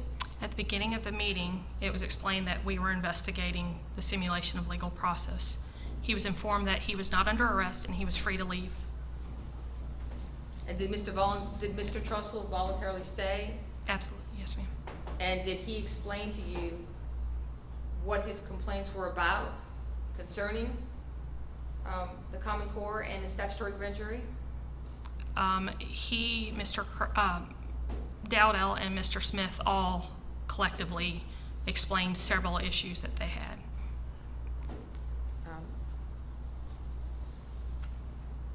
Did Mr. Trussell request that FDLE investigate his complaints against the Common Core situation? Yes, he did. And did Mr. Trussell request that you investigate the actions of Jeffrey Siegmeister in relation to the grand jury? Your Honor, again, we're asking leading questions. She can ask, what did Mr. Trussell say, but not suggest the answer. It's a leading question. I'll overrule the objection as to this particular point, but this is your witness. You can't lead her, Mr. Garcia. Yes, ma'am. He didn't specifically use those terms, but when Frank tried to clarify on exactly what they wanted us to do, his response was, "It's all right there in front of you." We needed clarification. We were there to try to get some of that clarification, and again, we were told, "Do our job. It's all right there in front of you." What was in front of me was something commanding the arrest of somebody. So we wanted to understand that and, try to get an explanation for it. But again, there were questions we asked that he would not answer and just said, "Do your job. It's all right there, do your job." So, Mr. Trussell did request FDLE to do their job. That's correct. Did he thank you at that time for investigating and doing your job? No, he didn't specifically say thank you. I mean, he was very cordial and very thankful for getting the opportunity to speak with us, and I was very thankful for him taking the time to speak with us. I think the meeting was very amenable. I don't know if that answers your question. No, that does. Was Mr. Trussell ever informed that FDLE can't go out and investigate what he was alleging, that it's another division? He was informed about the structure of FDLE. Currently, I have domestic security and all the other units that I told you about. We have an executive investigations division that actively investigates public corruption, and we spoke with him about that, about, if you feel there are public corruption, here is the divisions that can investigate that. Do you know who referred FDLE to investigate this case, or who started? The Sheriff's Department. The Dixie County Sheriff's Department? Yes, ma'am. Were they, had you had any conversations with the Sheriff's Office prior to these two true bills in relation to Mr. Trussell? Not in relation to these two true bills. I have conversations with the Sheriff's Department routinely about filings that we are seeing in the different counties. Some of those are still active criminal investigations. So often I will reach out to them because I can't be in all 13 counties at once. Right. So I may call them and say, "Look, we're experiencing A, B, and C in Wakulla County. If you experience this, will you please notify us?" So yes, I'd had conversations concerning other activity that was happening here in this county as well as across the state. Did you ever use the term sovereign citizen in conversations with the Sheriff's Office in relation to Mr. Trussell? No, not that I recall. I've had conversations with him about sovereign citizens, as far as where it steps off from being an ideology versus criminal acts committed by people that claim to have affiliation with certain groups. For instance, RUSA, the Republic of the United States of America, or some of the actual designated groups that are determined to be domestic concerns by the Federal Bureau of Investigations. Did Mr. Trussell offer to give you anything that you asked for because he wanted to cooperate when you were at the Sheriff's Office? I don't recall if he said those exact words. Was that? He didn't give us anything we asked for because we had asked for information and we were told it was all right there. One of the other things were the common law grand jury people's names, and we weren't provided that either. Do people have a right to assemble? Yes, ma'am. And do people have a right to call themselves anything they want? Yes, ma'am. And do people have a right to express their opinions? Yes, ma'am. And do people have a right to file what they believe are police reports? Yes, ma'am. Do people have a right to request someone to be arrested if they think they committed a crime? I don't think they can request someone be arrested. They can report a crime and we review the facts, and again, the process is take it to the state attorney, take it to the judge. They determine if there's probable cause. If it's granted, then we go out and effect the arrest. So if Mr. Trussell came and said, "I want these people arrested because I believe they committed a crime," That's correct. you're allowed to have an opinion as to whether you want someone arrested, aren't you? Yes, ma'am. Was the meeting that took place here at the Sheriff's Office recorded by FDLE? No, ma'am, it wasn't. Is FDLE's normal protocol to record all meetings with No, ma'am. clients? No, ma'am, there's no protocol. I prefer it. I prefer to record everything. Some agents take notes. I know the FBI doesn't record because I worked for them for 3 years as a task force agent. So it's all in the individual agent and whether they'd prefer to take notes or record. Did FDLE, though, in fact, record the phone call? Yes, And did FDLE record the second phone call with Mr. Smith? yes. And did FDLE record the meeting up in The capital. Tallahassee? Yes, ma'am. Those were all under my direction. Yes, ma'am. Did you give any directions or to record or not record the one meeting that took place at the sheriff's office? No, I actually thought Frank had brought his recorder and was recording. Did you ever come to find out that there was an inadvertent recording that was actually made of that meeting? I've learned that there's possibly a recording out there that was made Have you ever illegally. Have you ever seen this recording? No, ma'am. Do you know of what is in the recording is consistent with what you testified to today? I've never seen the recording.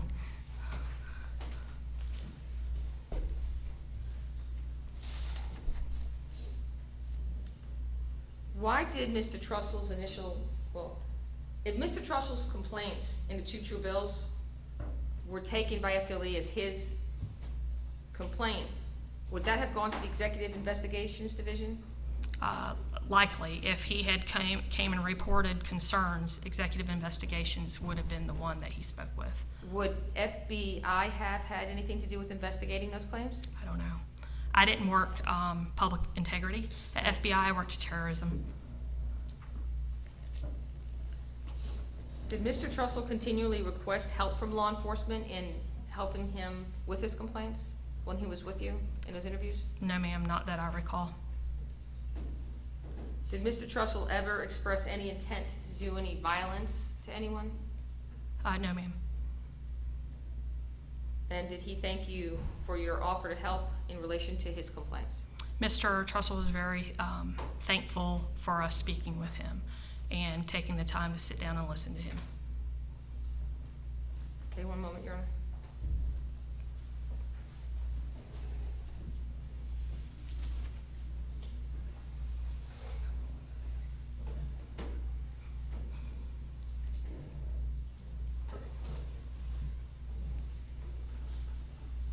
No other questions, Your Honor? Cross. Thank you, Your Honor.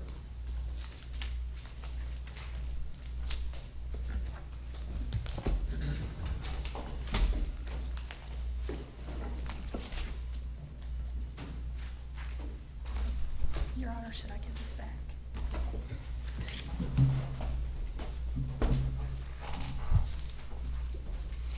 Do you want her to have any of the exhibits, Mr. Mix? Is that 1 and 2? This is 3. 3, no. You want her to have 1 and 2? Yes, sir, I do. 1 and 2.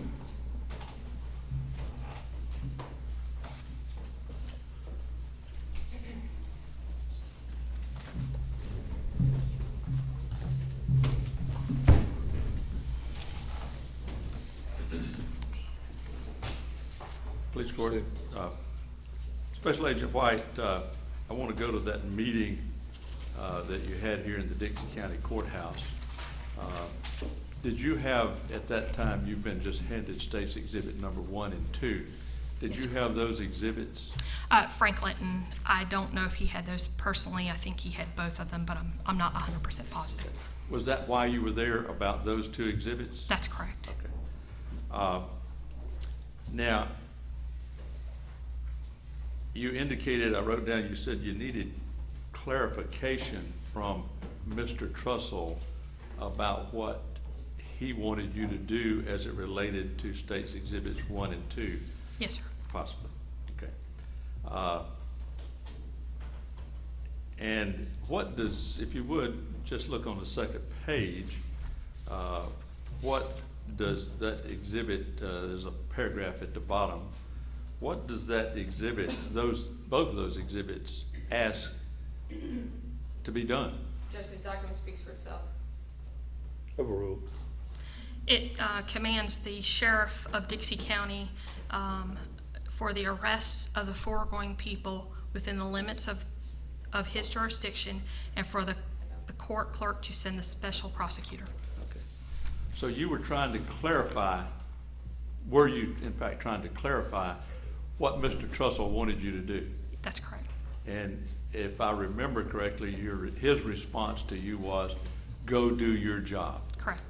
Was that an indication for you to go, according to what he wanted you to do, go arrest these public officials? Yes, sir. Objection That's, calls for speculation, and it's leading, it's her opinion. Well, he can lead, it's a cross-examination here.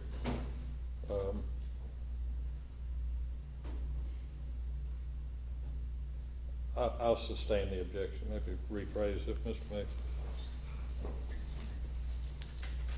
Was it from what you heard from Mr. Trussell when he keeps telling you to do your job, that your job was to arrest these folks because it's all right there?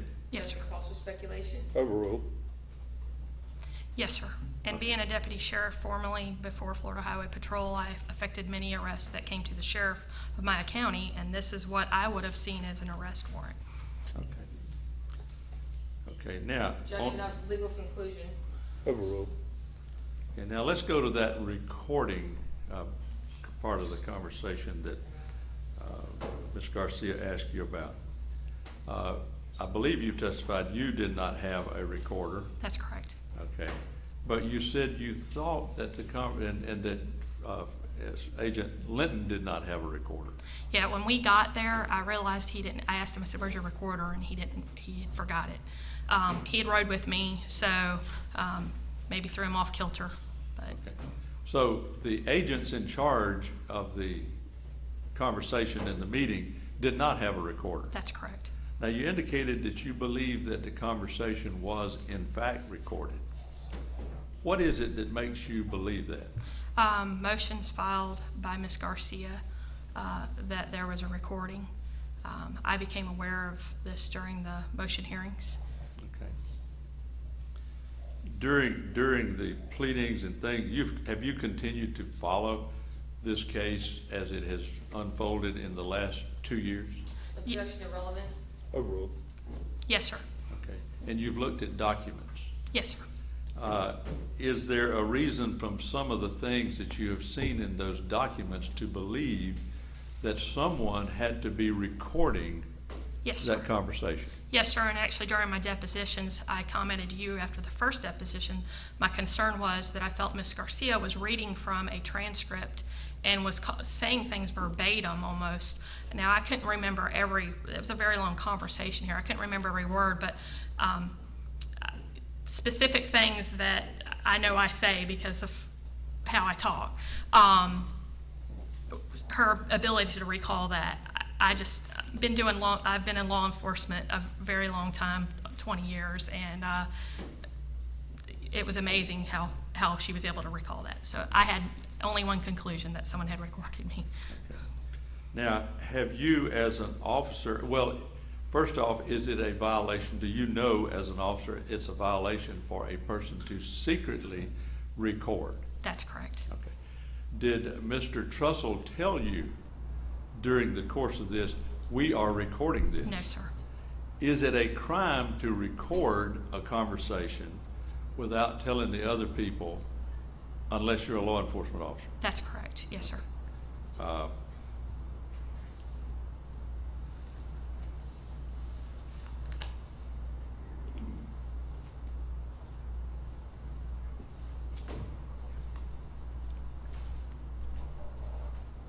Based on the totality of all that you have learned about this case, is it your belief as an officer that the conversation was secretly recorded? Yes, sir.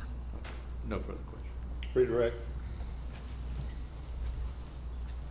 You said conversation, are you speaking about your meeting at Cross City? Yes, ma'am, at the Dixie County Sheriff's. This meeting was in August 14th, 2014, no, I'm sorry, August 21st, 2014? No, ma'am, August 20th. August 20th? Was I at that meeting? No, ma'am. Did I have anything to do with that meeting? No, ma'am. Do you know when my first involvement in this case was? Well after that. I don't know the date. And he asked you about these pleadings and motions in this case. You read a pleading filed by the defense saying that this conversation was inadvertently recorded, correct? Does it say that Mr. Trussell did it? No, ma'am. I don't believe it identifies who did it. Do you know who did it? No, ma'am, I do not. Do you know Mr. Trussell did it? No, ma'am, I do not. Do you know if he didn't do it? No, ma'am, I do not. Did Mr. Linton have his smartphone with him there at the meeting? With the sheriff, when we're still talking about the same meeting unless... It wasn't laying on the, Frank keeps his on a holster, and I keep mine normally in my back pocket or in a folder. Wasn't Frank, in fact, looking at his smartphone, and there was a discussion there concerning the Yes, fact that and- he was looking up a law or something? And he pulled it from his holster and looked that Right. up, yes. So Frank actually had his phone out during this... At one point, yes, ma'am. Right. So Frank could have recorded it on that iPhone if he wanted to, correct? Probably his phone has a recorder on it, mine does. I don't know how much data's on his phone and if it would have ran that long. So we don't know if he recorded it or not, correct? Oh, I've had conversations with Frank Linton, he did So- not record it, and Okay. he would have put that in his FDLE report. Okay. And we've answered that question during a couple depositions. As far as a warrant, who signs a warrant? The officer swearing and affirming to the probable cause, a witness officer sometimes, and the judge. Okay, so to be a warrant, it's got to be signed by either a judge or a police officer, you're saying? Depends on the type. There are others that I don't know if that's what you're classifying as a warrant. There are other orders of arrest that don't say the word warrant across the top. Ours specifically doesn't say warrant, it says probable cause affidavit at the top. And I believe it's called a capias. A capias. So capias is like an order to arrest someone if they fail to appear in court or something like that? I don't know if those are called capiases or if those are bench warrants. I'm not sure. Again, I'm not an attorney.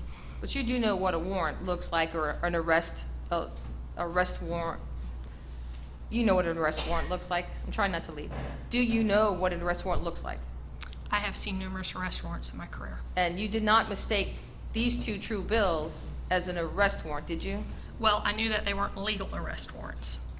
They appeared to me to cause me concern that this person was ordering law enforcement to arrest the people, or I would not have investigated it. Document 1 recommends. Did you look at document 1? Because you didn't quite read that paragraph. But tell me, doesn't it contain the phrase, "we recommend the arrest"? Well, I'll reread it, but it says the Dixie County Court is hereby directed to forward a copy of this true bill of presentment to the Dixie County Sheriff for the arrest of the foregoing people within the limits of his jurisdiction and for the court clerk to send the special prosecutor. Recommend is nowhere in that sentence. Which true bill are you reading?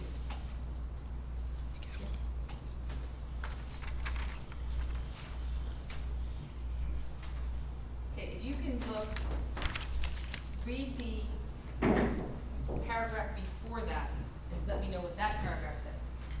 Therefore, we recommend the arrest and criminal prosecution of the foregoing people and their removal from public office as relevant. They all are no longer worthy of public trust of the people of Dixie County and of Florida. Can we have these two? And this one as the arrest also on the bottom.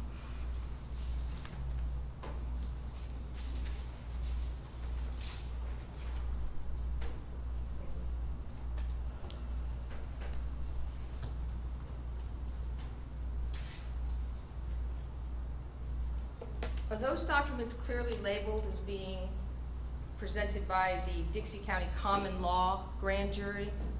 I'd have to look at them again. I mean, Let me show you them again. just to I don't make know if sure. it says common law at the top.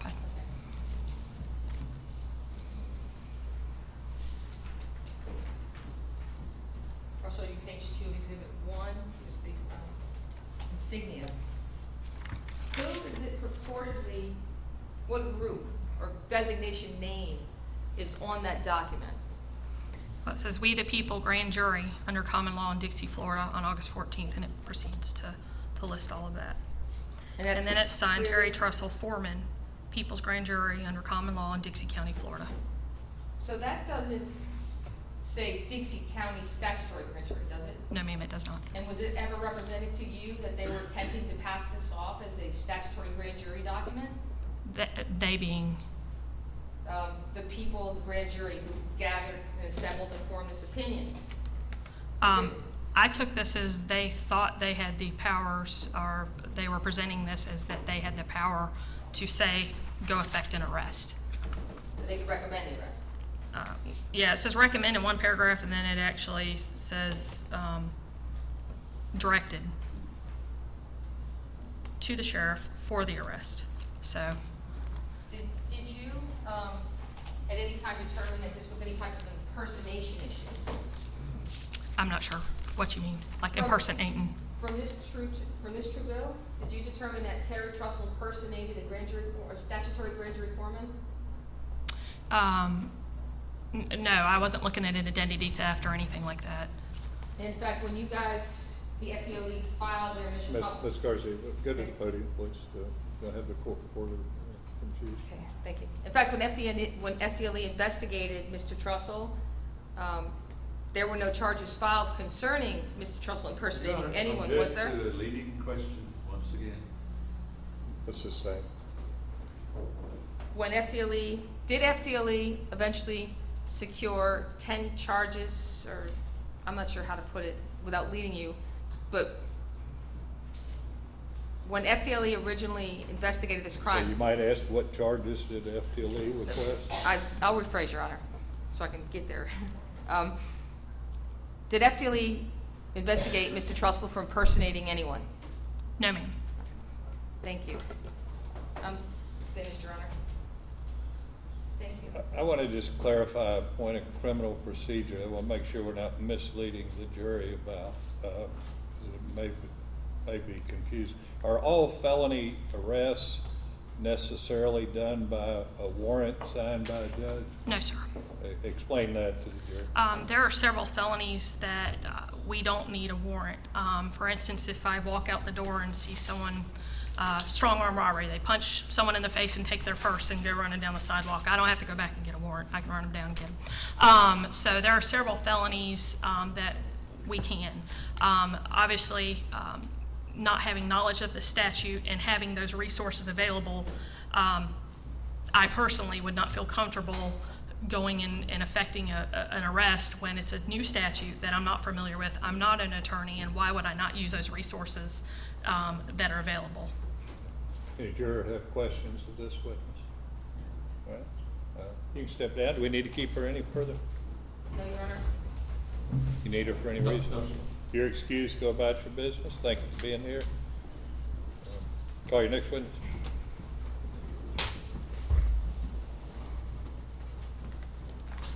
The next witness, Your Honor, is Frank Linton.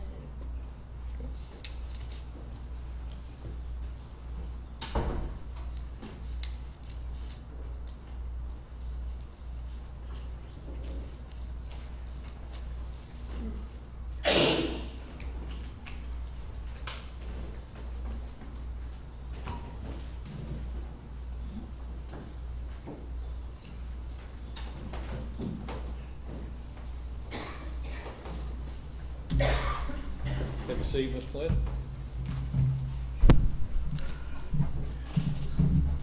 State your name for the record and spell your last name for us, please. Frank Linton, Linton. And you remain under oath, Agent Linton.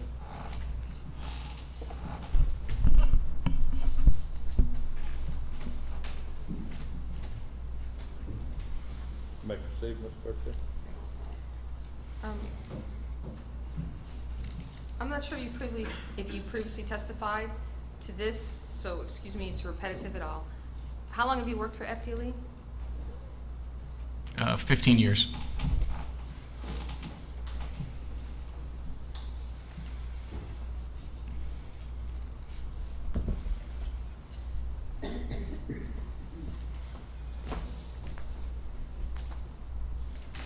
Why didn't FDLE record the meeting that took place at the sheriff's office, think it was on August 21st, 2014.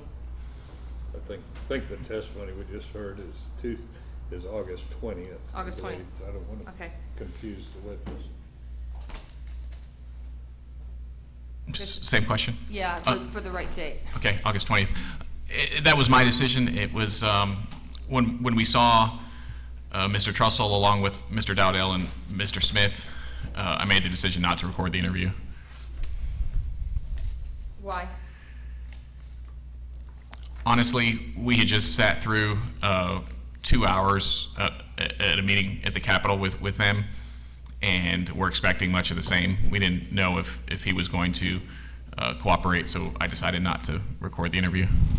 So when you say the meeting at the Capitol, was Mr. Trussell ever in Tallahassee? No. Did Mr. Trussell,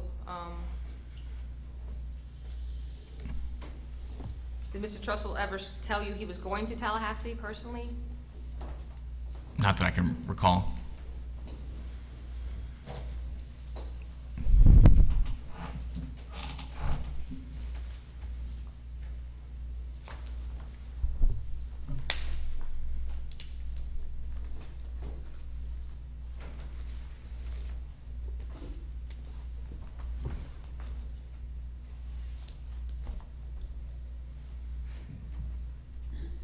Wait for a moment.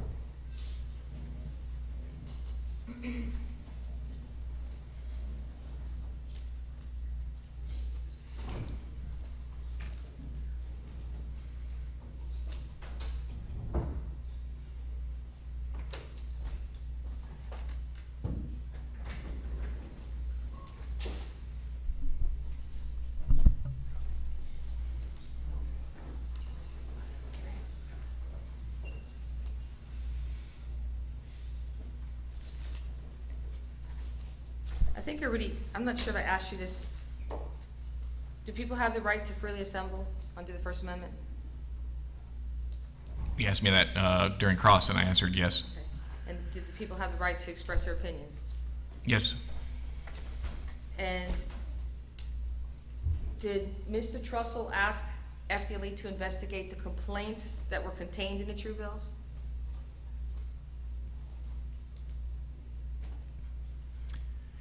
He didn't come out and say it. He kept repeating, as best I can recall, he came out and said, I'm not going to tell you how to do your job, but by gosh, I'm not going to, you're putting me in a position where I'm going to have to do your job for you, and I don't feel like doing that, or something along those lines.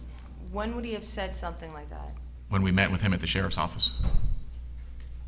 He told you he was going to do your job for No, you? he said, I'm not going to do your job for you. Okay. I'm not going to tell you how to do your job. Okay, so I'm not going to do your job is what he says. Okay, just clarifying.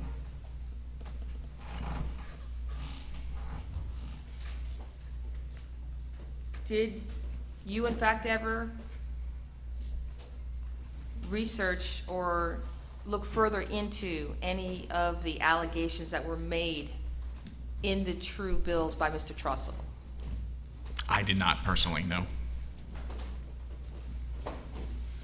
Did Mr. Trussell at the meeting at the sheriff's office attempt to explain to you in detail about why he believed the Common Core system was corrupted? Yes. Did he speak about the tax implications? What? I don't know if he specifically got into the tax implications, but basically said that, I think if he said race to the top or something, if the federal funding ever dried up, it would create a tax burden, or it was creating a burden for not only the county but also for the state, I think is what he told me. And did he ever tell you at that meeting who had brought the complaint to him initially? No, he would not tell me that. In relation to the complaint of the common law grand jury, the assembly people, did you do anything to look into the allegations against Jeffrey Siegmeister at all in relation to the grand jury? No. Would that have been within your jurisdiction?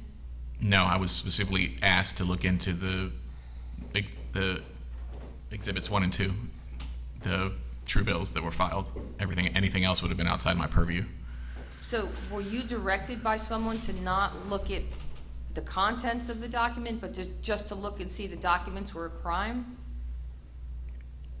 The best I can recall, I was just told, conduct a logical investigation as you see fit into the documents to see if they broke statutes, or any statutes. Do you know how you first came about to know 8430855, the relevant statute? Somebody may have mentioned it, that there was a new statute that specifically dealt with a document such as that. I don't remember who said it, but somebody said it. And this was your first investigation of a violation of this particular law, correct? Yes, it was a brand new statute.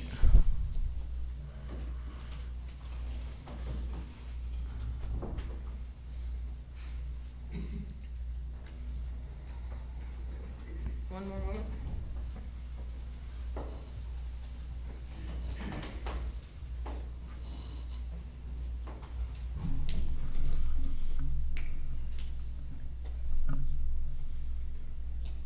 Okay.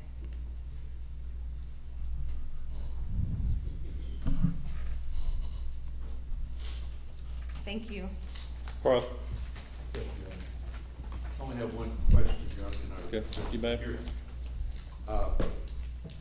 Special Agent Linton, you just indicated your investigation was to determine if these two documents broke the statute.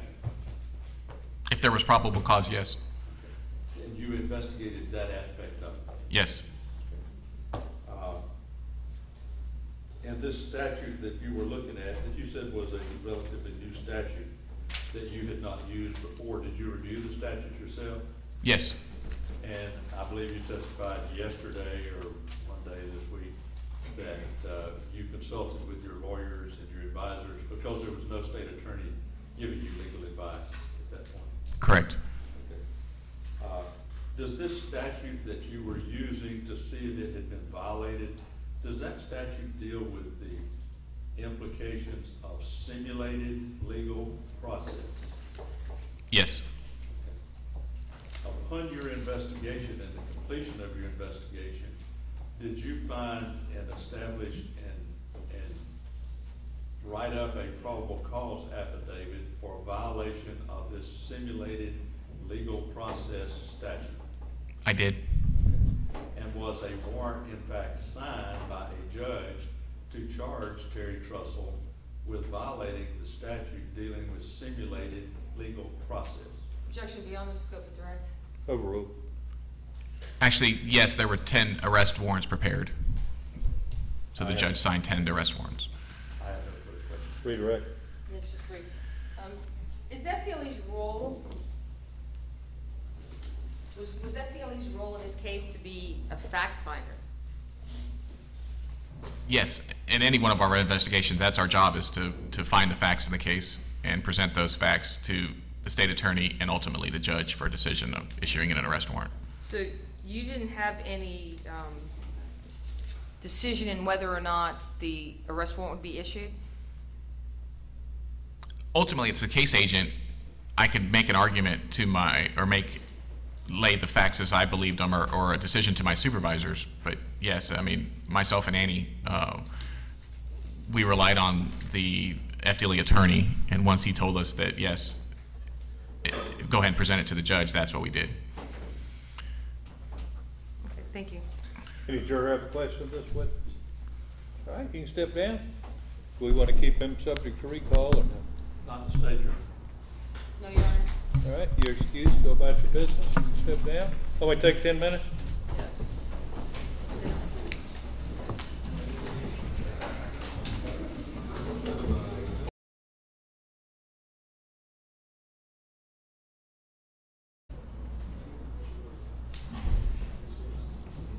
Court come to order, all rise. Circuit court is back in session. Please say your place, folks. Have a jury, please.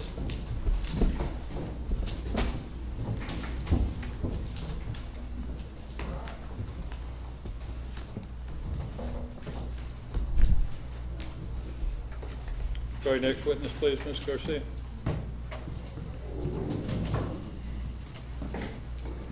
Next witness. Just, all Christy Johnson. right, Ms. Johnson.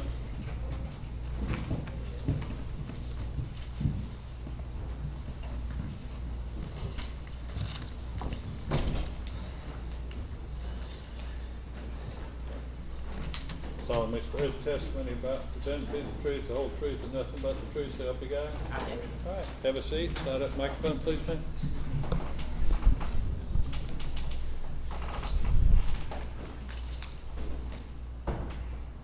May I proceed? Could you please state your name? Christy Johnson, Are you related to Dana Johnson? by marriage, yes, sir. Yes, ma'am. Are you married to her brother? We are married, two brothers. Okay. And what is your job? I'm the deputy clerk for the criminal division. What does the deputy clerk of the criminal division do at this courthouse? I file all paperwork pertaining to felony cases mostly, but occasionally I'll file misdemeanor or criminal traffic. How do you file something in your division? We clock it in so that it has a date and a time stamp that we received it in our office. We add it to the case. There's a docket, it's a listing, and then we scan it in so that it's available to view. So you deal basically with court files, like active litigations? Yes, ma'am. Do you deal with any other type of filing in this courthouse? No, ma'am. Other than this particular case that Mr. Trussell is a defendant, has Mr. Trussell ever filed anything with your division, the clerk of court? No, ma'am, other than into the criminal file that I have in my office. And that was all related to this case? Yes, ma'am. So these two true bills that are at issue were never filed with you and your No, division? ma'am, I'm in a completely different office. What does filed mean in a court case? In a court case, it means that it is in the computer attached to that case. It's docketed and scanned, and the physical paper copy is then filed into a court file, which is in the vault in my office. So you maintain all the court files in a docket sheet and in a vault? Yes, ma'am. And how do you remove something that would have been filed in a court file? I don't, unless it's filed. Occasionally something will be misfiled that should have went into someone else's file, is the only way that anything would be removed. Are you familiar with the clerks of court, the clerks of circuit court, chapter 28 of the Florida statutes? No, ma'am. What determines what you can accept for filing or not accept for filing? I believe it's pretty broad. If it has the case number and pertains to that person, it gets filed. If a judge issued a warrant, would that be filed in your division? Yes, ma'am. And if the judge issued an indictment, would that be filed in your division? Yes, ma'am. If there's a criminal case that has probable cause affidavits, would that be filed in your division? Yes, ma'am. Is anything from the grand jury, statutory grand jury, maintained by your office? No, ma'am. The only thing that would have anything to do with the grand jury was if there were an indictment, that would then be filed with me. So, just to clarify, there are no indictments filed in your division that were ever prepared by Mr. Trussell? No, ma'am. Have you ever seen, let me show you.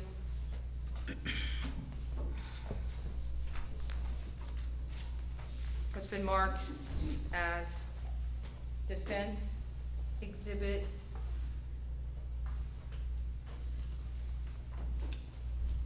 76 for identification. May I approach? You may. Your Honor?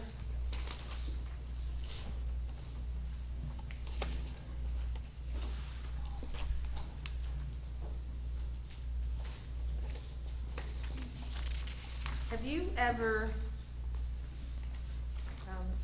seen or reviewed that letter by Robert McDonald from Greenberg Trauer?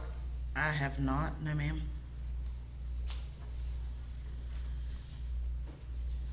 So you've never seen this letter before?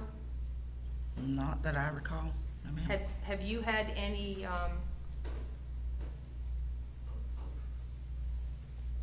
do you know what the significance is of something that is filed? Yes, ma'am. What's the significance of it being filed in your court file? In my court, it's part of the public record and the court file. And it's accessible to the public? Yes, ma'am. And is it docketed online? Yes, ma'am. So if I wanted to pull up like the pleadings from this case, I could just go to your clerk of court and put in the case? And as long as it has been fully redacted and unlocked, then yes, ma'am, you would be able to see it. Are those documents always available to the public unless there's a court order? Yes, ma'am. What is allowed by court order to be not accessible to the public? Mr. Garcia, that's a very complicated legal issue. I don't think this witness should be asked that question. Okay, can you rephrase? That is a very confusing area of the law, frankly. As to what can be filed? As to what can be sealed, if that's what Okay. you're asking her. I don't think that's fair to ask this witness that question. Has anything been sealed in relation to Terry Trussell in your part of the courthouse that you know of? Not that I can recall without looking. If a document's sitting in your desk and your miscellaneous file or your admin file, is that considered filed in your division? Your Honor, again, object to leading the witness testify. I'll overrule as to this question, but she is your witness and you're not allowed to lead her, Ms. Garcia. Can you state the question again? I said, if there's a document that's in your admin file, in your desk. I guess the first question would be whether there is such a thing. Okay. So I guess what I'm So I'm asking. going to sustain the leading objection since it assumes facts, not an evidence.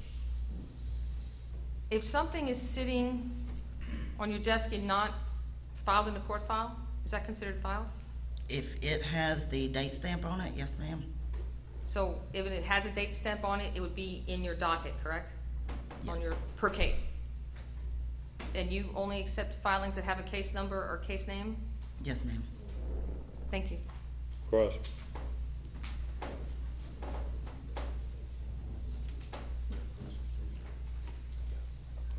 Anything, Mr. Mayor? No questions, Judge. All right, any juror have a question of this witness?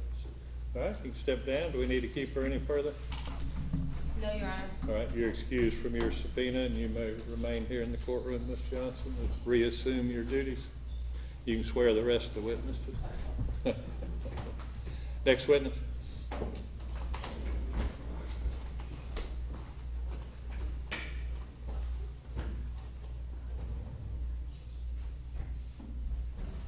The next witness, Your Honor, is Dawn Dubois.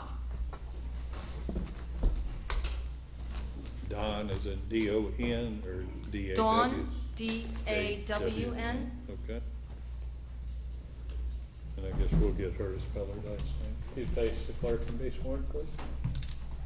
You solemnly swear or affirm the testimony you're about to give will be the truth, the whole truth, and nothing but the truth, so help you God? I do. State, have a seat, slide up the microphone, please, ma'am. State your name and spell your last name for us. Dawn Dubois, D-U-B-O-I-S. May I proceed, Ms. Garcia? Good morning. Dawn, could you please tell us where you're employed? With the Dixie County Clerk's Office. How long have you been employed with the Dixie County Clerk's Office? 22 years. And what is your current position? Chief Deputy Clerk. And what does that entail? What are your duties?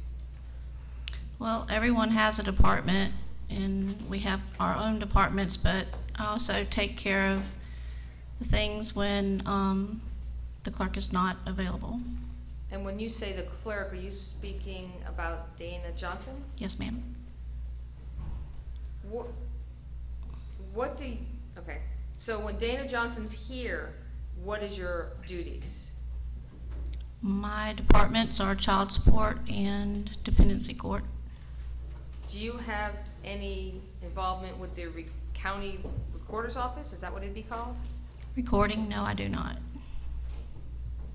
Have you ever filled in the recording department since 2014 when Dana Johnson's not here? No, ma'am, I do not do recording. We have other ladies in the office that handle that and back that up. Have you ever met Mr. Trussell before? Yes, Do you recall when you met him for the first time? I do not. Do you know how you met him or where you met him? It was in the clerk's office. Were you aware, or do you know if Mr. Trussell was ever the statutory grand jury foreman in Dixie County?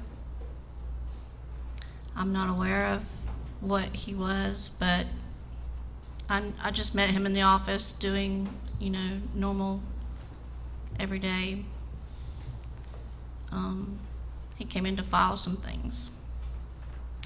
Did you ever accept any filings from Mr. Trussell? No, I did not. Were you ever told to remove any filings by Mr. Trussell? No, I did not. Did you ever accept any official documents to be placed or recorded in the recorder with the book and page numbers? No, I did not.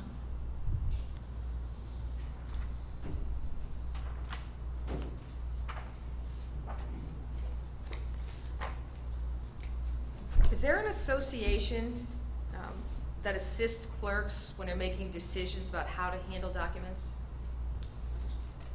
Can you repeat that question?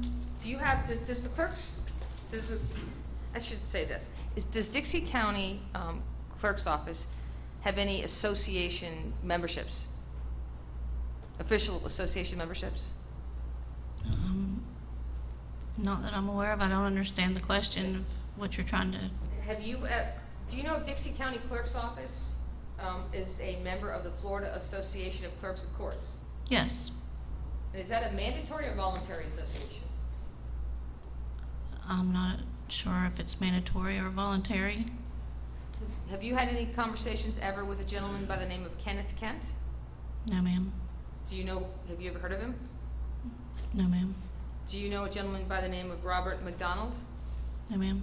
Have you ever seen any legal opinions concerning citizens groups' filings or space in the courthouse?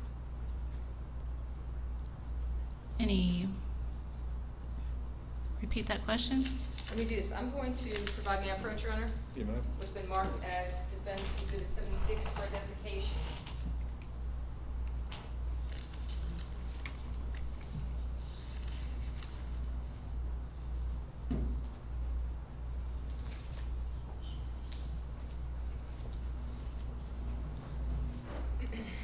Is there a question? I was letting her review it, Your Honor. Well, she doesn't need to review it if she's never seen it before. I guess that's where we ought to start. Right. Have you ever seen this letter before? Not to my knowledge, no. Have you ever sought legal advice from the Clerks Association? No, I have not. May I press, Your Honor? You mind? I'm going to show you what's been previously marked as Defense Exhibit 77 and 78 for identification. And ask you to look at those documents and let me know if you have ever seen these documents.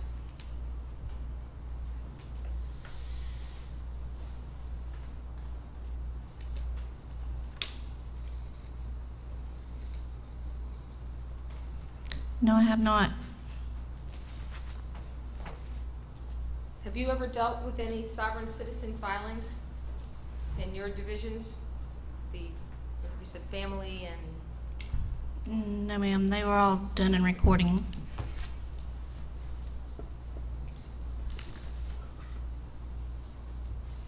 Has Mr. Trussell ever filed any documents with you in your divisions at this courthouse? No, ma'am. What do you consider to be a file document in your division? It could be anything that you file in one of the cases that I have. I don't, that's a, Well, is something considered officially filed if you have it on a docket sheet, or how do you maintain what is filed or not in your division? well, normally when we receive a document, we clock stamp it, the date and time, and then we enter it into the computer, title it, scan it, and then it's in the file. And we place it into the file. And then where are the files kept in your ordinary course in our of business? vault. And is there a vault specific to your files? All the documents that we take in are in our vault. Do you ever keep any court filings on your desk? Once they've If been we're filed? working on them, yes. But they're not kept there permanently, just as we're working on them. So once you're done working on a document, it goes to its proper place in the vault? Yes, ma'am. And all the documents they're all on an index? Yes, ma'am. And do you have a software that controls or assists you in preparing the indexes? Yes, ma'am. Do you have any ability to alter or change the document numbers once they've been assigned? Yes, you can change them. How do you do that? Well, there's the delete button. And when you delete something, does it automatically update the index, the docket sheet? Well, you can delete whole cases if you need to. And I'm talking about my department, I'm not talking about recording. Right. Do you ever get any warrants filed in your department? Child support. And who issues those warrants? Do you know? I do. I mean, who signs them? Well, they would be sent over from the judge, and then I would take them to the sheriff's department. I would sign off on them and take them to the sheriff's department. And then at that point, the sheriff would arrest the person? Yes. Do you issue any other kind of warrants in your department? No. Does anybody ever file warrants in your department besides the judges in the cases that are active? No. Do you ever get any true bills or indictments in your division? No, ma'am.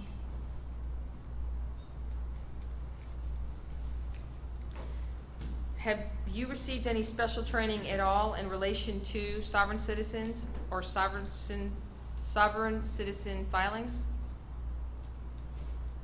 We attended a class in Lake City to learn of the documents that might be being brought to be filed. Do you know when that class was? I do not. Do you know who went with you? The clerk of court, That would Dana be Johnson. Dana Johnson? Do you know if it was in the last 2 years?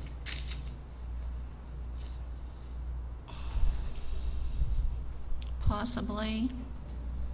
Do you know who sponsored it, whether it was FBI or FDLE or sheriff's organization, clerks of court? Do you know who would have sponsored the course? I do not. Did you as a clerk receive any guidance or information in writing to take back here so you have something to assist you in making decisions? No, ma'am. I have no other questions, Your Honor. Cross. Mr. Boyd, in this class that you took at Lake City, was this dealing with something we would call bogus filings of documents with clerks? Objection to the form of the question. Overruled. I'm not sure of the title of the class. It was just a class to kind of inform the clerks of what possibly might be brought into the office. Well, then the subject was the subject of the class, not the title of the class. The subject of the class, was it relating to bogus or simulated legal process that folks may be trying to bring to the clerks? Objection calls for prejudicial, abusive, and its insinuations, a legal conclusion, no foundation. Overruled. We both got the question now. I'm sorry. It, Was this class about, not the title of the class, was this class about the filings and the possibility of filings in clerk's offices around the state that would be bogus, not real, not things that should be there, or what we would call simulated legal process? In other words, it looked like something legal, but it was simulated. yes, sir. Objection Exactly. to the form of the question. He's Overruled. describing the definition of simulated Overruled. process. Your answer was what? Yes. No, nothing, Brother Judge. Redirect. What did you learn?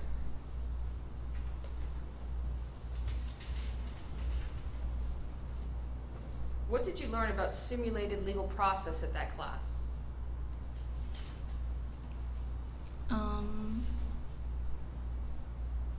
Basically, we were just shown some of the samples of documents that possibly, it was letting us know what would maybe could be filed that we shouldn't file.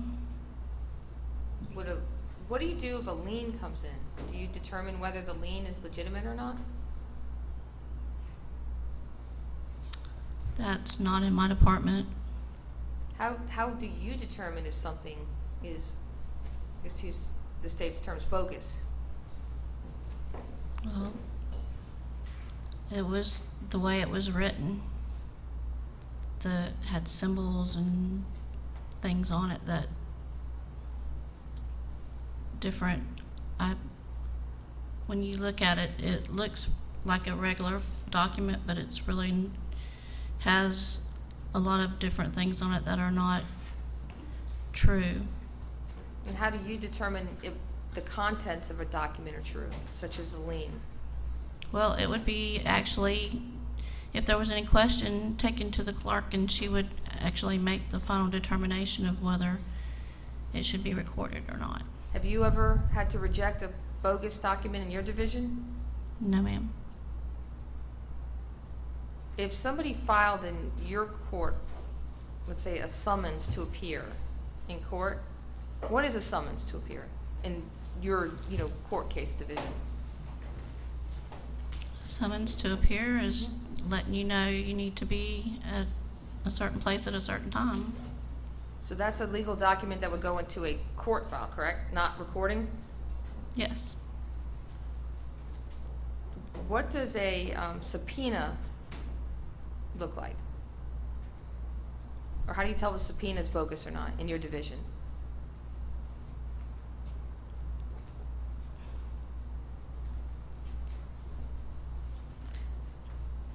I mean, I'd have to see it to be able to tell you that. Have you ever rejected a subpoena as being bogus in your division? No. Do you know what your authority is to determine if the contents of a document are bogus or not? Repeat that question? Do you know what your legal authority is as a clerk of court to determine if the contents of a document is bogus or not?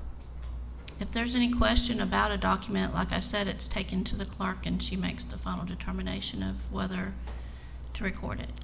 So have you ever made a determination in the last 3 years that any document filed in your division was bogus or not? No. Thank you. Did you ever have a question of this witness? No, you can step down. Do we need to keep her any further? Do we need to keep this witness any further? No, Your Honor. You need this witness for any reason? You're excused. Call your next witness.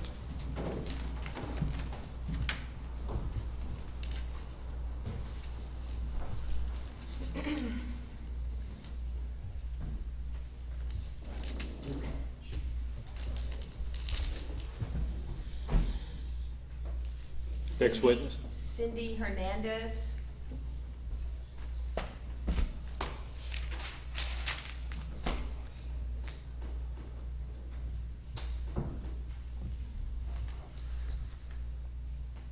If You come around here, please, ma'am. New experience for you. You would face Deputy Clerk and be sworn, please. Do you solemnly swear or affirm that the testimony you're about to give will be the truth, the whole truth, and nothing but the truth, so help you God?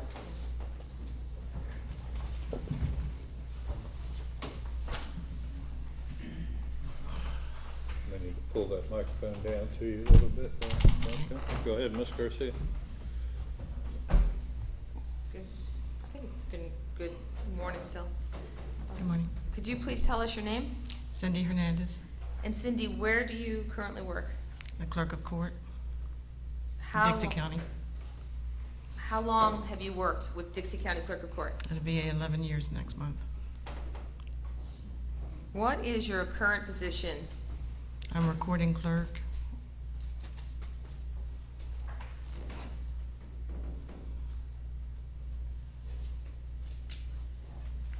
What, can you explain to us, what does a recording clerk do?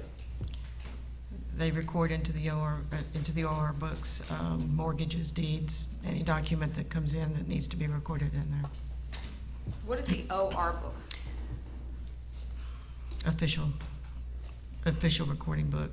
So is that what it's called, official recording? That's what I call it. Is that where the official records of the court? Official records, right. Is that where all official records of the court are kept? That's right. And if the document is removed from the official records, is it considered filed anymore? No.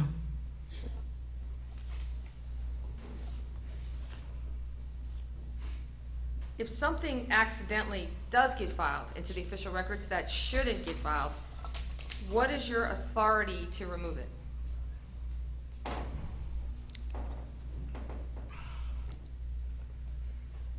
I don't have authority to take it out. Unless it's at the same, unless if I'm recording at the time and something's wrong with it, I will remove it. I won't go any further with it and record it in the process of, okay? So if someone comes to you with a mortgage and it's missing a page, do you look at each page of the document? No, but there's certain things that I do look for, and if it's not there, then I will stop what I'm doing and give it back to them until I get it. And that number will go to someplace else. When you mean that, Or it would be put in a gap file, and if somebody comes in with the number of pages, and that gap fills that, and So- they'll take that number. so your software allows you to remove documents, but you're not authorized to remove documents, correct? That's unless I'm in the middle of it and there's Okay. something wrong. So once it's recorded, it's recorded. It's recorded. Do you have any authority to look at the document and determine if the contents of the document are true? No. When they bring things in, they need to have it properly prepared. Is there any index that's kept by the clerk of court that would show what's in the official books, the official record book? Is there an index? Well, the people who come in and search can go to the computer that's back there and look in the computer system and find out where they are. How would you search if you wanted to find a particular book and page number? You go to the computer and put in the name. The name of the document or the page? The name of the person that's on it, generally speaking. Can you also do a search by book and page? Yes, you can if you know the book and page.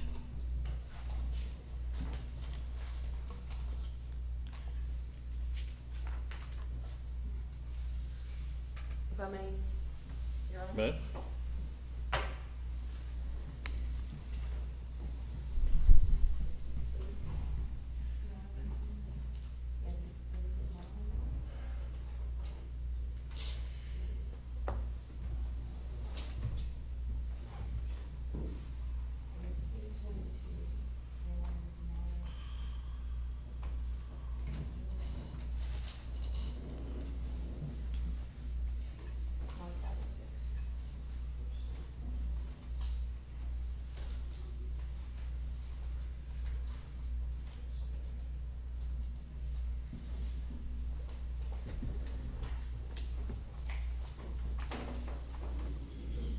approach, Your Honor? You may.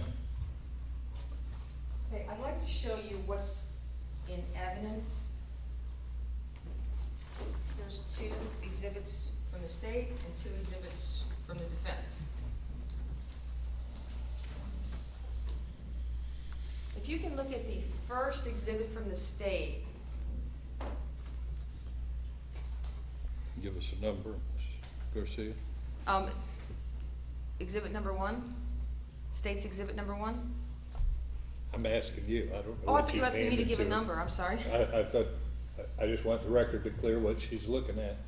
Oh, okay. Please look at state's exhibit number 1. Okay. Can you tell me if you had any involvement with the recording of that document? No, ma'am. Did you have any involvement with the removal of that document? What is the book page and number? It's book 469, page 624, and 469, page 626. Okay, now look at 469, 625. Does it exist? Yes, it would exist if it was recorded with this. How do you know if a page that doesn't have the book and page number on it was actually ever recorded?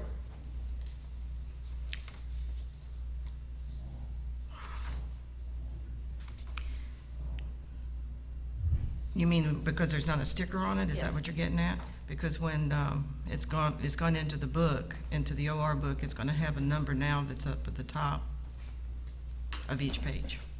Okay, can you look at defendants, the other pile, defendants exhibit, I believe it's number 5. And Over can here? you tell, Okay. can you identify that document? Yes, it's a blank, this page is intentionally left blank. And what is the book and page number in It's exhibit 5? Page 469, book 469, page 624. So, does that mean that the state exhibit number 1 was replaced in the public records or official records with defense exhibit number 5, which are the blank pages? Correct. Do you have any personal knowledge of how that was recorded? No, Karen Leverett recorded it and took it out. Who is Karen? Karen Leverett used to be a clerk that worked for us. Do you know if Dana recorded it? If whom? Dana Johnson. Sorry, Your Honor. Karen Leverett recorded it How do you tell who because her recorded it? initials are up here on the stamp. And would her initials also be on the blank sheets? It is. It's on the sticker with her initials. So the blank sheets at this point in time would be what's considered the official record, correct? That's correct. Okay. Can you look now at state's exhibit number 2 Okay. and tell me what book and page number does that reference? It's book 469, page 626, and it'd be 627 with the page behind it. And does the page 627 have any indicia of filing on it? No, it does not, but it should. If this is a copy, it should have, but I don't know. Karen Leverett again did this, so I don't. So you would have no personal knowledge if that page was ever actually filed, would you? No. When you would have no knowledge it was actually recorded, would you? No, ma'am. Okay, let's go back to defense then, exhibit number 6. Mhm. And, I'm sorry, let's start over. If you look at state's exhibit number 2, Okay. what were the book and page numbers again? It's book 469, page 626. Okay, now look at defense exhibit 6. And tell me if those 2 pages were replaced with blank pages also. According to the top, it's 469, page 625.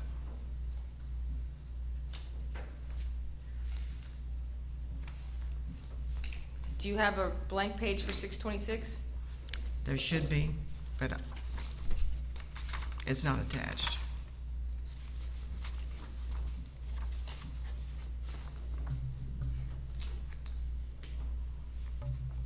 Okay,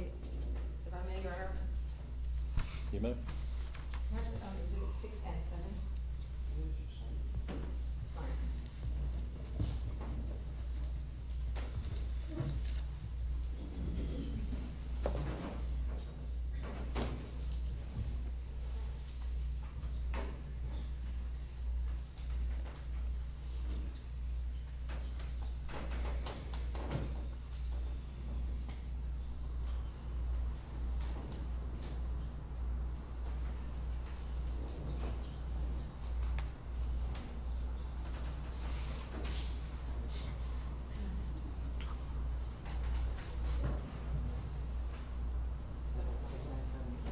Yeah, may I approach, Your Honor? You may. Okay, I'm gonna hand you what appears to be defense exhibit number 7.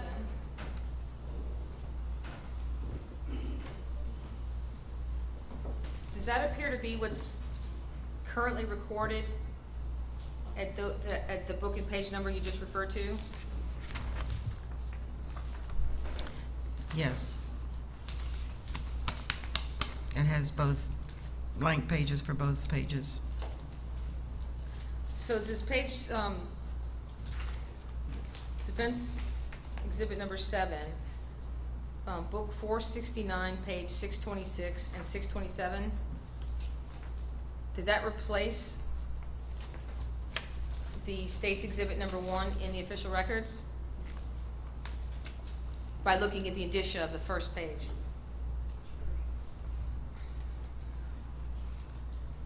Yes. So based on the documents, that would mean that that second true bill is not currently recorded or filed with the official records, correct? Correct.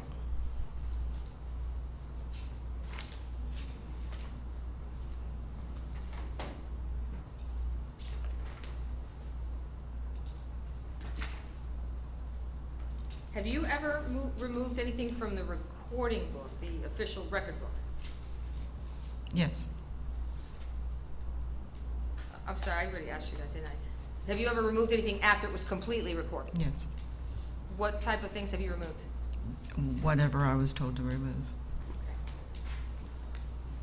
And in this case, did Dana Johnson ask you to remove these documents from the public record? Yes. Or from the official records? Did she give you a reason? No, she didn't. I didn't even ask. You know, she just told me to remove them. Did she tell you anything about her authority to remove these documents? She was going to check with the county attorney at the time. And who was the county attorney at the time? I believe it was Jennifer Ellison. Do you know if she actually spoke to Jennifer Ellison? No.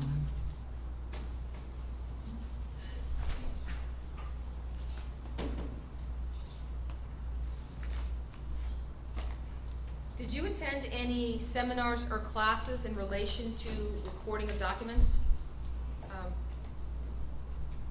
And sovereign citizens? No. Did you attend any seminars about bogus legal documents? What to do with them? No.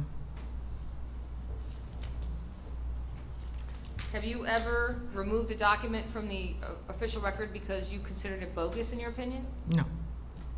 I don't have that authority to do that. Why would Dana Johnson have the authority if you don't?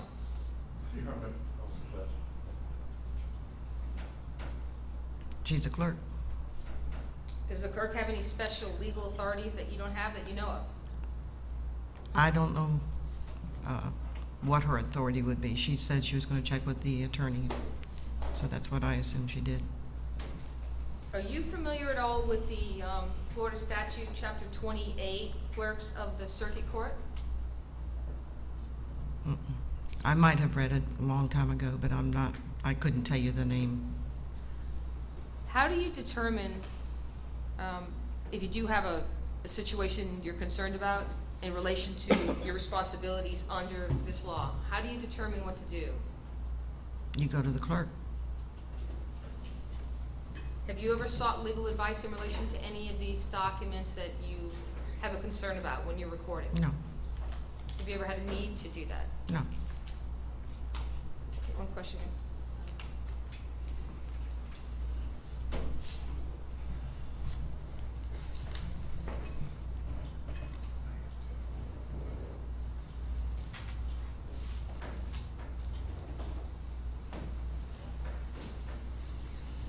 Thank you. I have no further questions. Crossman?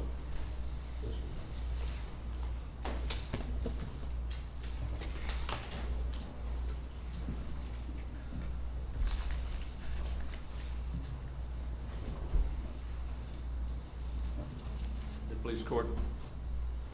Mr. Hernandez, you indicated your job in the clerk's office is to record in the official record book and give a document that comes in a book and page number? Correct. Okay.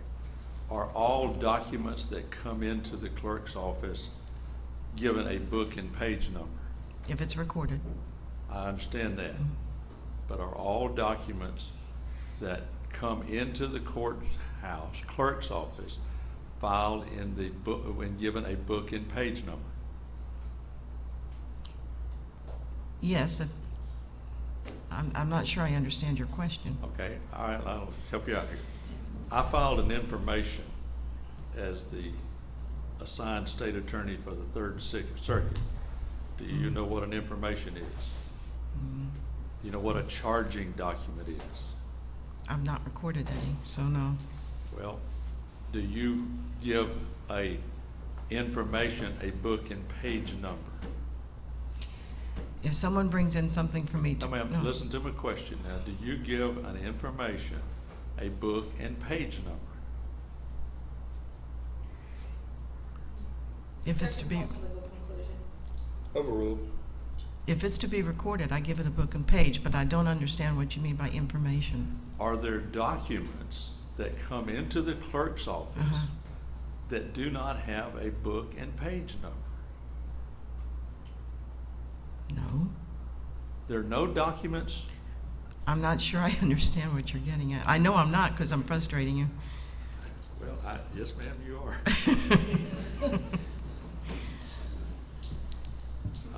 When someone comes in... If someone comes in and wants to record something... Yes, I can record. And they pay you a fee to do that? Yes. Is your office a fee-generated office? Yes. Okay. So the clerk makes money if somebody records something? Correct. So if Terry Trussell came in and wanted this recorded and was willing to pay a fee, you'd record it? Yes. Okay. All right. But if the state attorney, myself, or Jeffrey Siegmeister files an information in the clerk's office to generate a case, which is why we're here today, does this have a book and page number, or you just don't know? Objection to the form of the question, and it's also seeking an improper hypothetical. Overruled. Okay. Do you not know, or do you know? If let me slow down. I'm getting. Okay.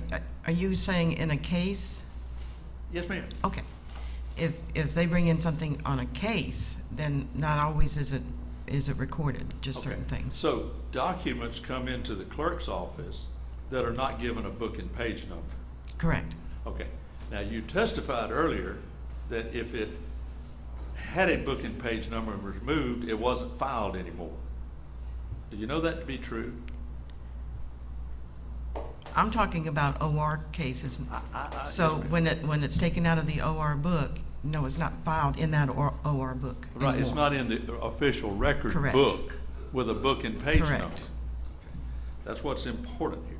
Correct. Now, the deputy chief clerk just testified right before you that documents come into the clerk's office and they're given a clock stamp. Correct. That's for cases.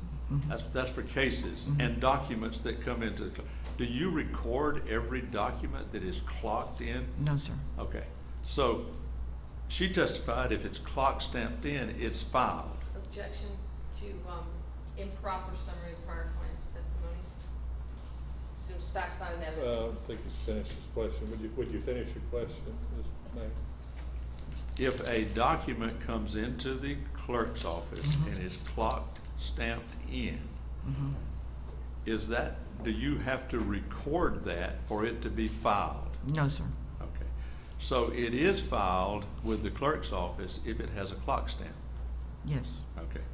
Now, if it got a clock stamp and then for some reason, either paid for or some reason, could be an accident, was recorded in the official record book and given a book and page number, and that was determined to be wrong, could it be removed?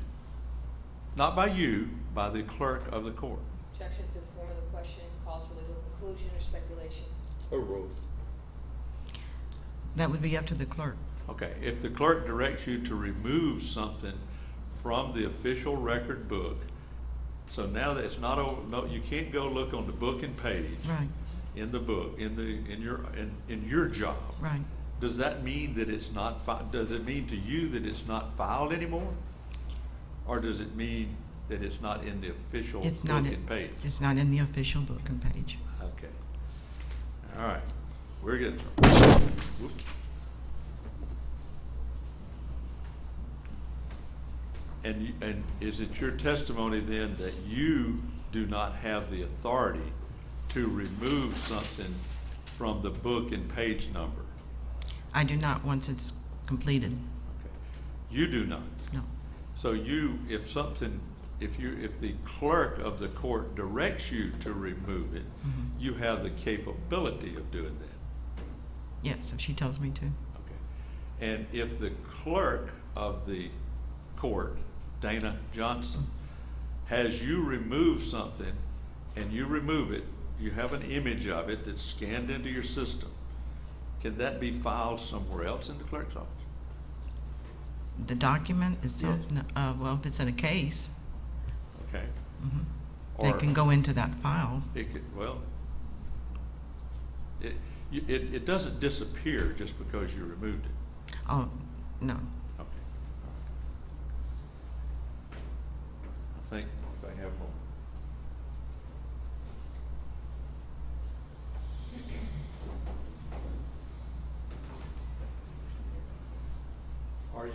Are you familiar, and if you're not, it's okay. Are you familiar with the fact with this that there is a miscellaneous file maintained by the clerk of the court? No, I'm not. You're not familiar with that at all, are you? No, I'm not. Okay. Your job is to record things that people have paid to have recorded. That's correct. Okay. And is that all the job you have? I also have small claims and evictions. But that's all I do is record for that particular thing. You just record stuff. If they bring it in, you record it. Mm-hmm. If the clerk tells you to unrecord it, you unrecord it. You take it out. I will take it out, but it's so rare that ever happens. Well, if it was illegitimate, would you take it out? If somebody files something and they change their mind and it's done, then it stays in the books. Say it again. If somebody files something and it's done, then I can't take it out. It stays there. Okay. What if it's illegitimate? That would have to be somebody higher up than me to decide on what to do. So a judge could enter an order, say, okay, this lien that you have recorded on this citizen's house is an improper lien. It should not be in the official record book with a book and page number. You could take it out. I could. Usually, there's something else that's recorded to take that away. Not to take it away, it'll still be there, but to show that it's incorrect. So if like an amended. It could be amended, okay, to the record book. To the record book. Would you put it on the same book and page? No. Couldn't do that? No. Okay, all right. Redirect.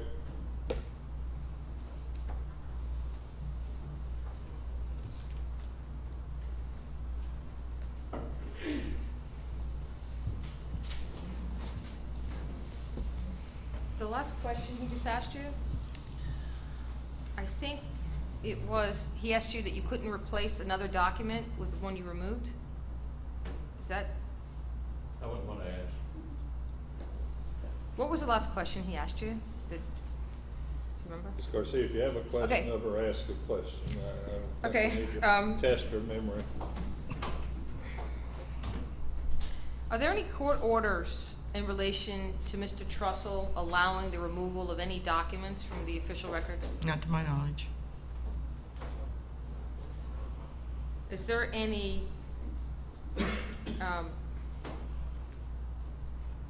If something's in a miscellaneous file that he brought up, you said that you don't maintain any official records in a miscellaneous file, correct? No, I don't. If something comes into the courthouse, a utility bill or a letter from somebody, is everything stamped in? What is your procedure? Through the mail, it's stamped. If somebody brings it in for a case, it's clocked in, which is considered stamped and filed into that case. And with me, it's a stamp like these where I record it. So you stamped that stamp at the same time you did the official recording? Karen Leverett did, Oh, yes. Karen did. Mhm. So that doesn't mean it's filed somewhere else, does No, it? no.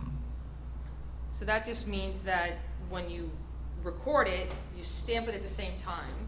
Correct. But once it's removed, that filed stamp doesn't make it still filed, does it? I'm sorry, that stamp does not make it still filed, does it? You want me to I can The rephrase. question is a leading question. I'll rephrase. Because the state was referring to the filed stamp on that document, I just want to ask you the question, is that document still filed in the official records? The page, yes, this page. Not that one, the true bills, the states 1 and 2. Not in the OR books, no. And that stamp that says filed doesn't mean it's filed anywhere else, does it? Not to my knowledge. Okay.